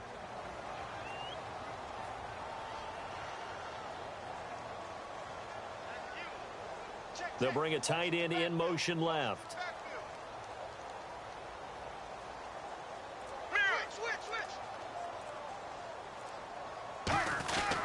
Again, it's Johnson. And getting Davis just shy of midfield. They'll spot it at the 49. They got 18 yards out of that one, and it gets them a new set of downs. So the run gets them the first, and now they operate with a fresh set of downs. And they're going to go soft on the corners. They go play action here on first down. And he can't get rid of it. He's taken down. Kyler Fackrell able to drop him for a loss of a couple. And now they're in the hurry-up. And there they bring pressure from the inside, and they get home. Yeah, hard to block everyone, isn't it? And on this play, someone did not get blocked. He's the one who got home. Here's Palmer to throw. He's going to air one out. And he'll take this one in for the Arizona touchdown. John Brown, 53 yards. And the Cardinals get a bit closer. And this one's back to an 8-point game.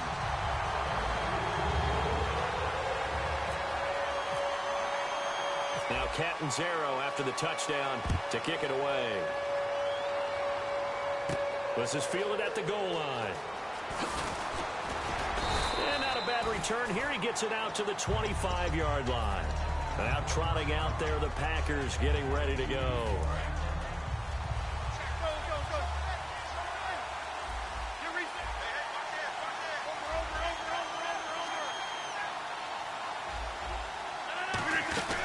They'll run it now out of the gun. And he will lose yardage here back at the 23-yard line. It's a loss of 2 there, bringing up second down. And the offense there, the O-line, everybody really on offense, they were just manhandled at the point of attack. Yeah, you could pretty much call them all out, couldn't you? Almost by name, right? That was a very tough sequence for the offensive line. But how about that defensive front creating a new line of scrimmage and creating a lost yardage possibility?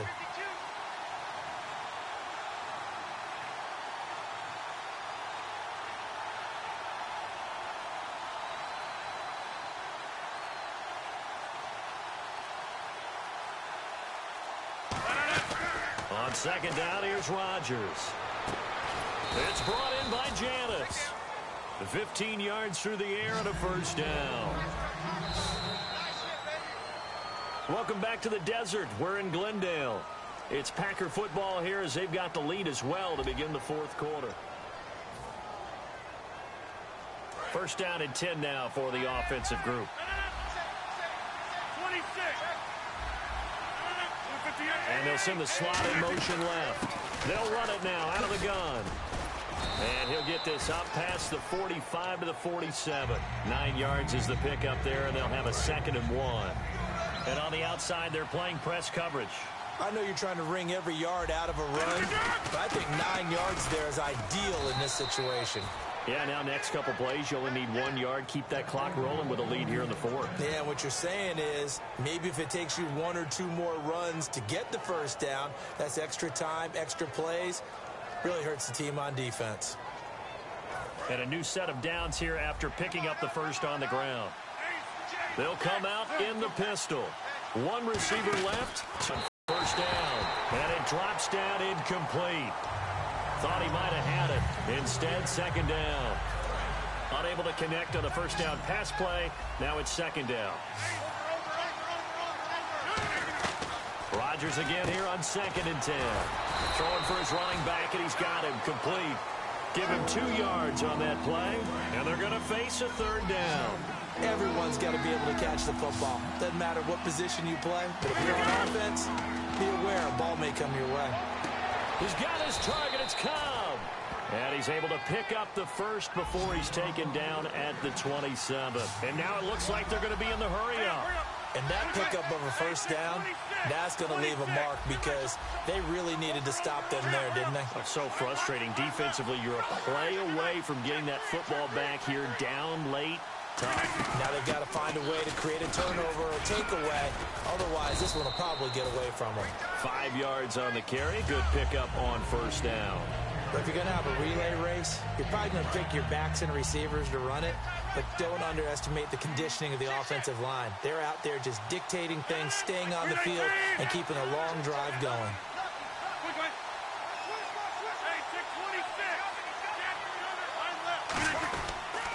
A run here for Starks.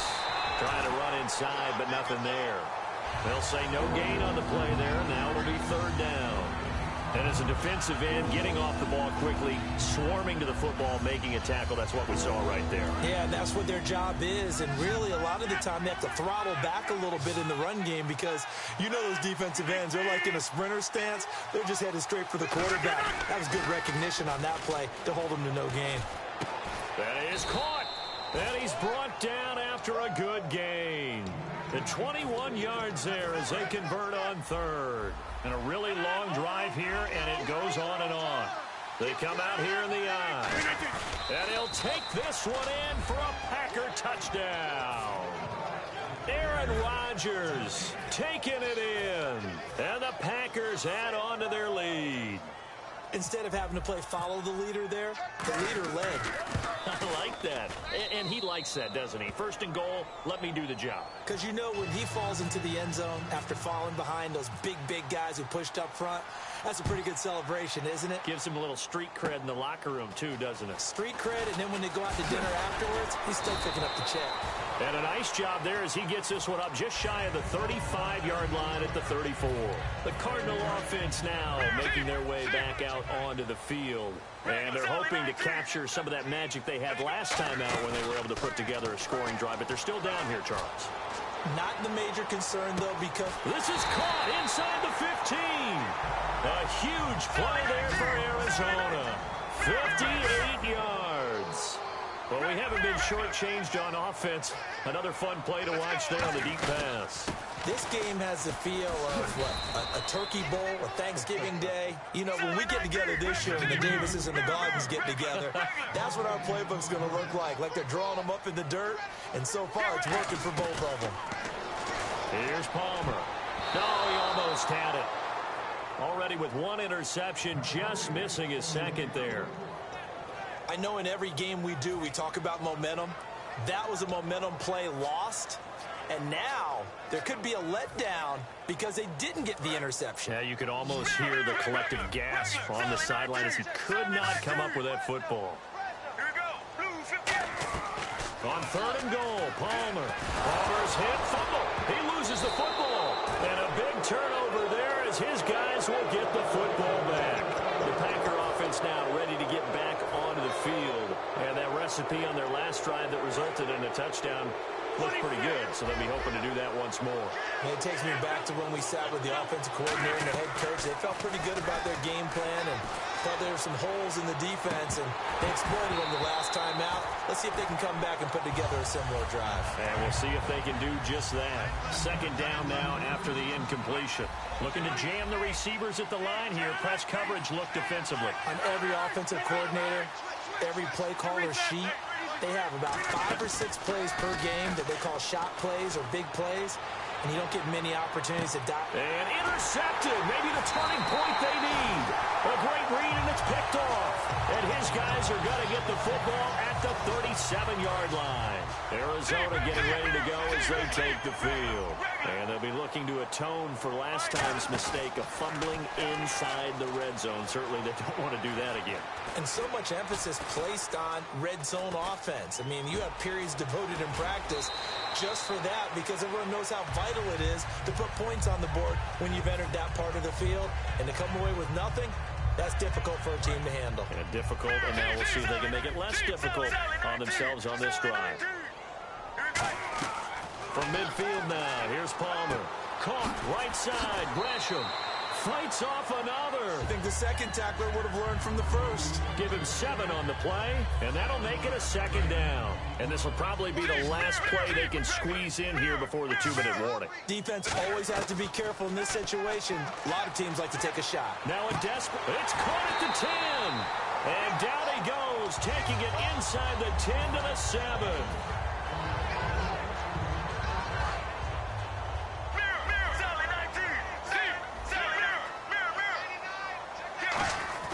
They go play action here on first down. And this is caught now for a late touchdown. So hold everything here. This one's not over yet. And they put it in the end zone, which was job 1. Now they have to convert. And then it's decision time, isn't it? Yeah, so this is what all teams go through. You look at the clock, you're inside 2 minutes, look at your timeouts, make that onside kick decision. Yeah, how do you feel about your defense, where you are in terms of the scoreboard, and the time left on the clock, as you noted, so many things to go through. And he's able to get it across the 20, but not by much, as he's marked down at the 21-yard line. Now the Packers get set to go.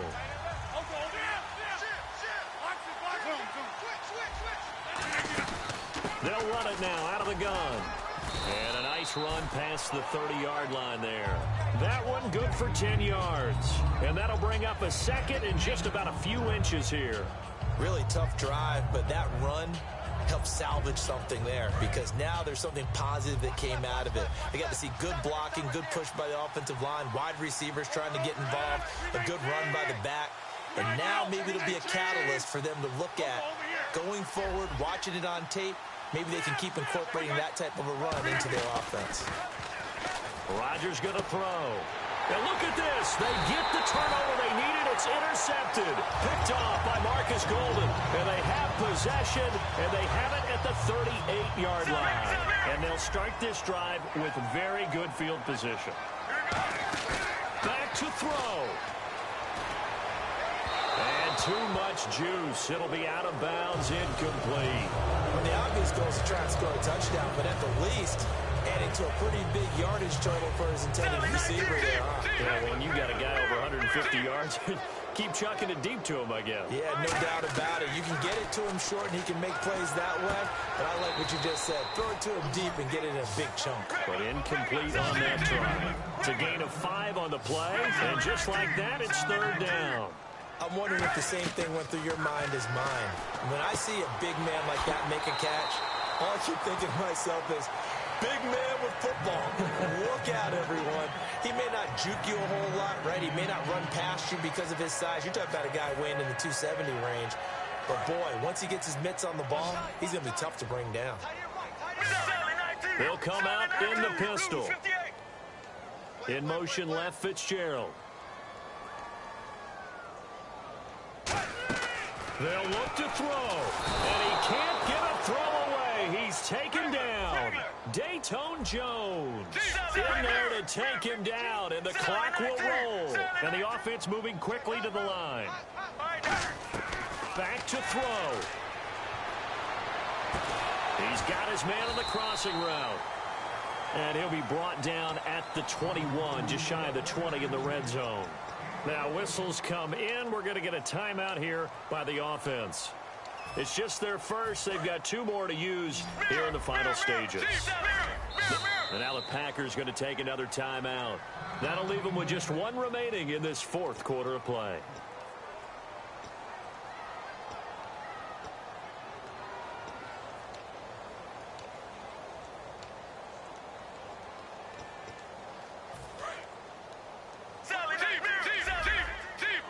And let's see, the Packers defensively 6 DBs, so a dime look on third. Could play coverage or bring pressure.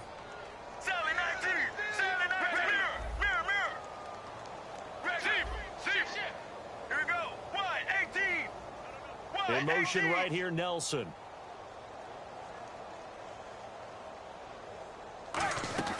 He'll look to throw. And, oh, a crusher there as it's intercepted. Picked off by Micah Hyde. And a big turnover there as his guys will get the football back. The Packers offense now, they get ready to head back onto the field. 2 timeouts remaining defensively, but that shouldn't make much difference right here. It really shouldn't, but a lot of coaches look at it similar to baseball with the intentional walk. Always bringing in other sports. Always, hey, listen, think about the intentional walk, right? What if one gets past the catcher? What if he uncorks a wild one and now you still have an opportunity? That's why they like to use them all the way through.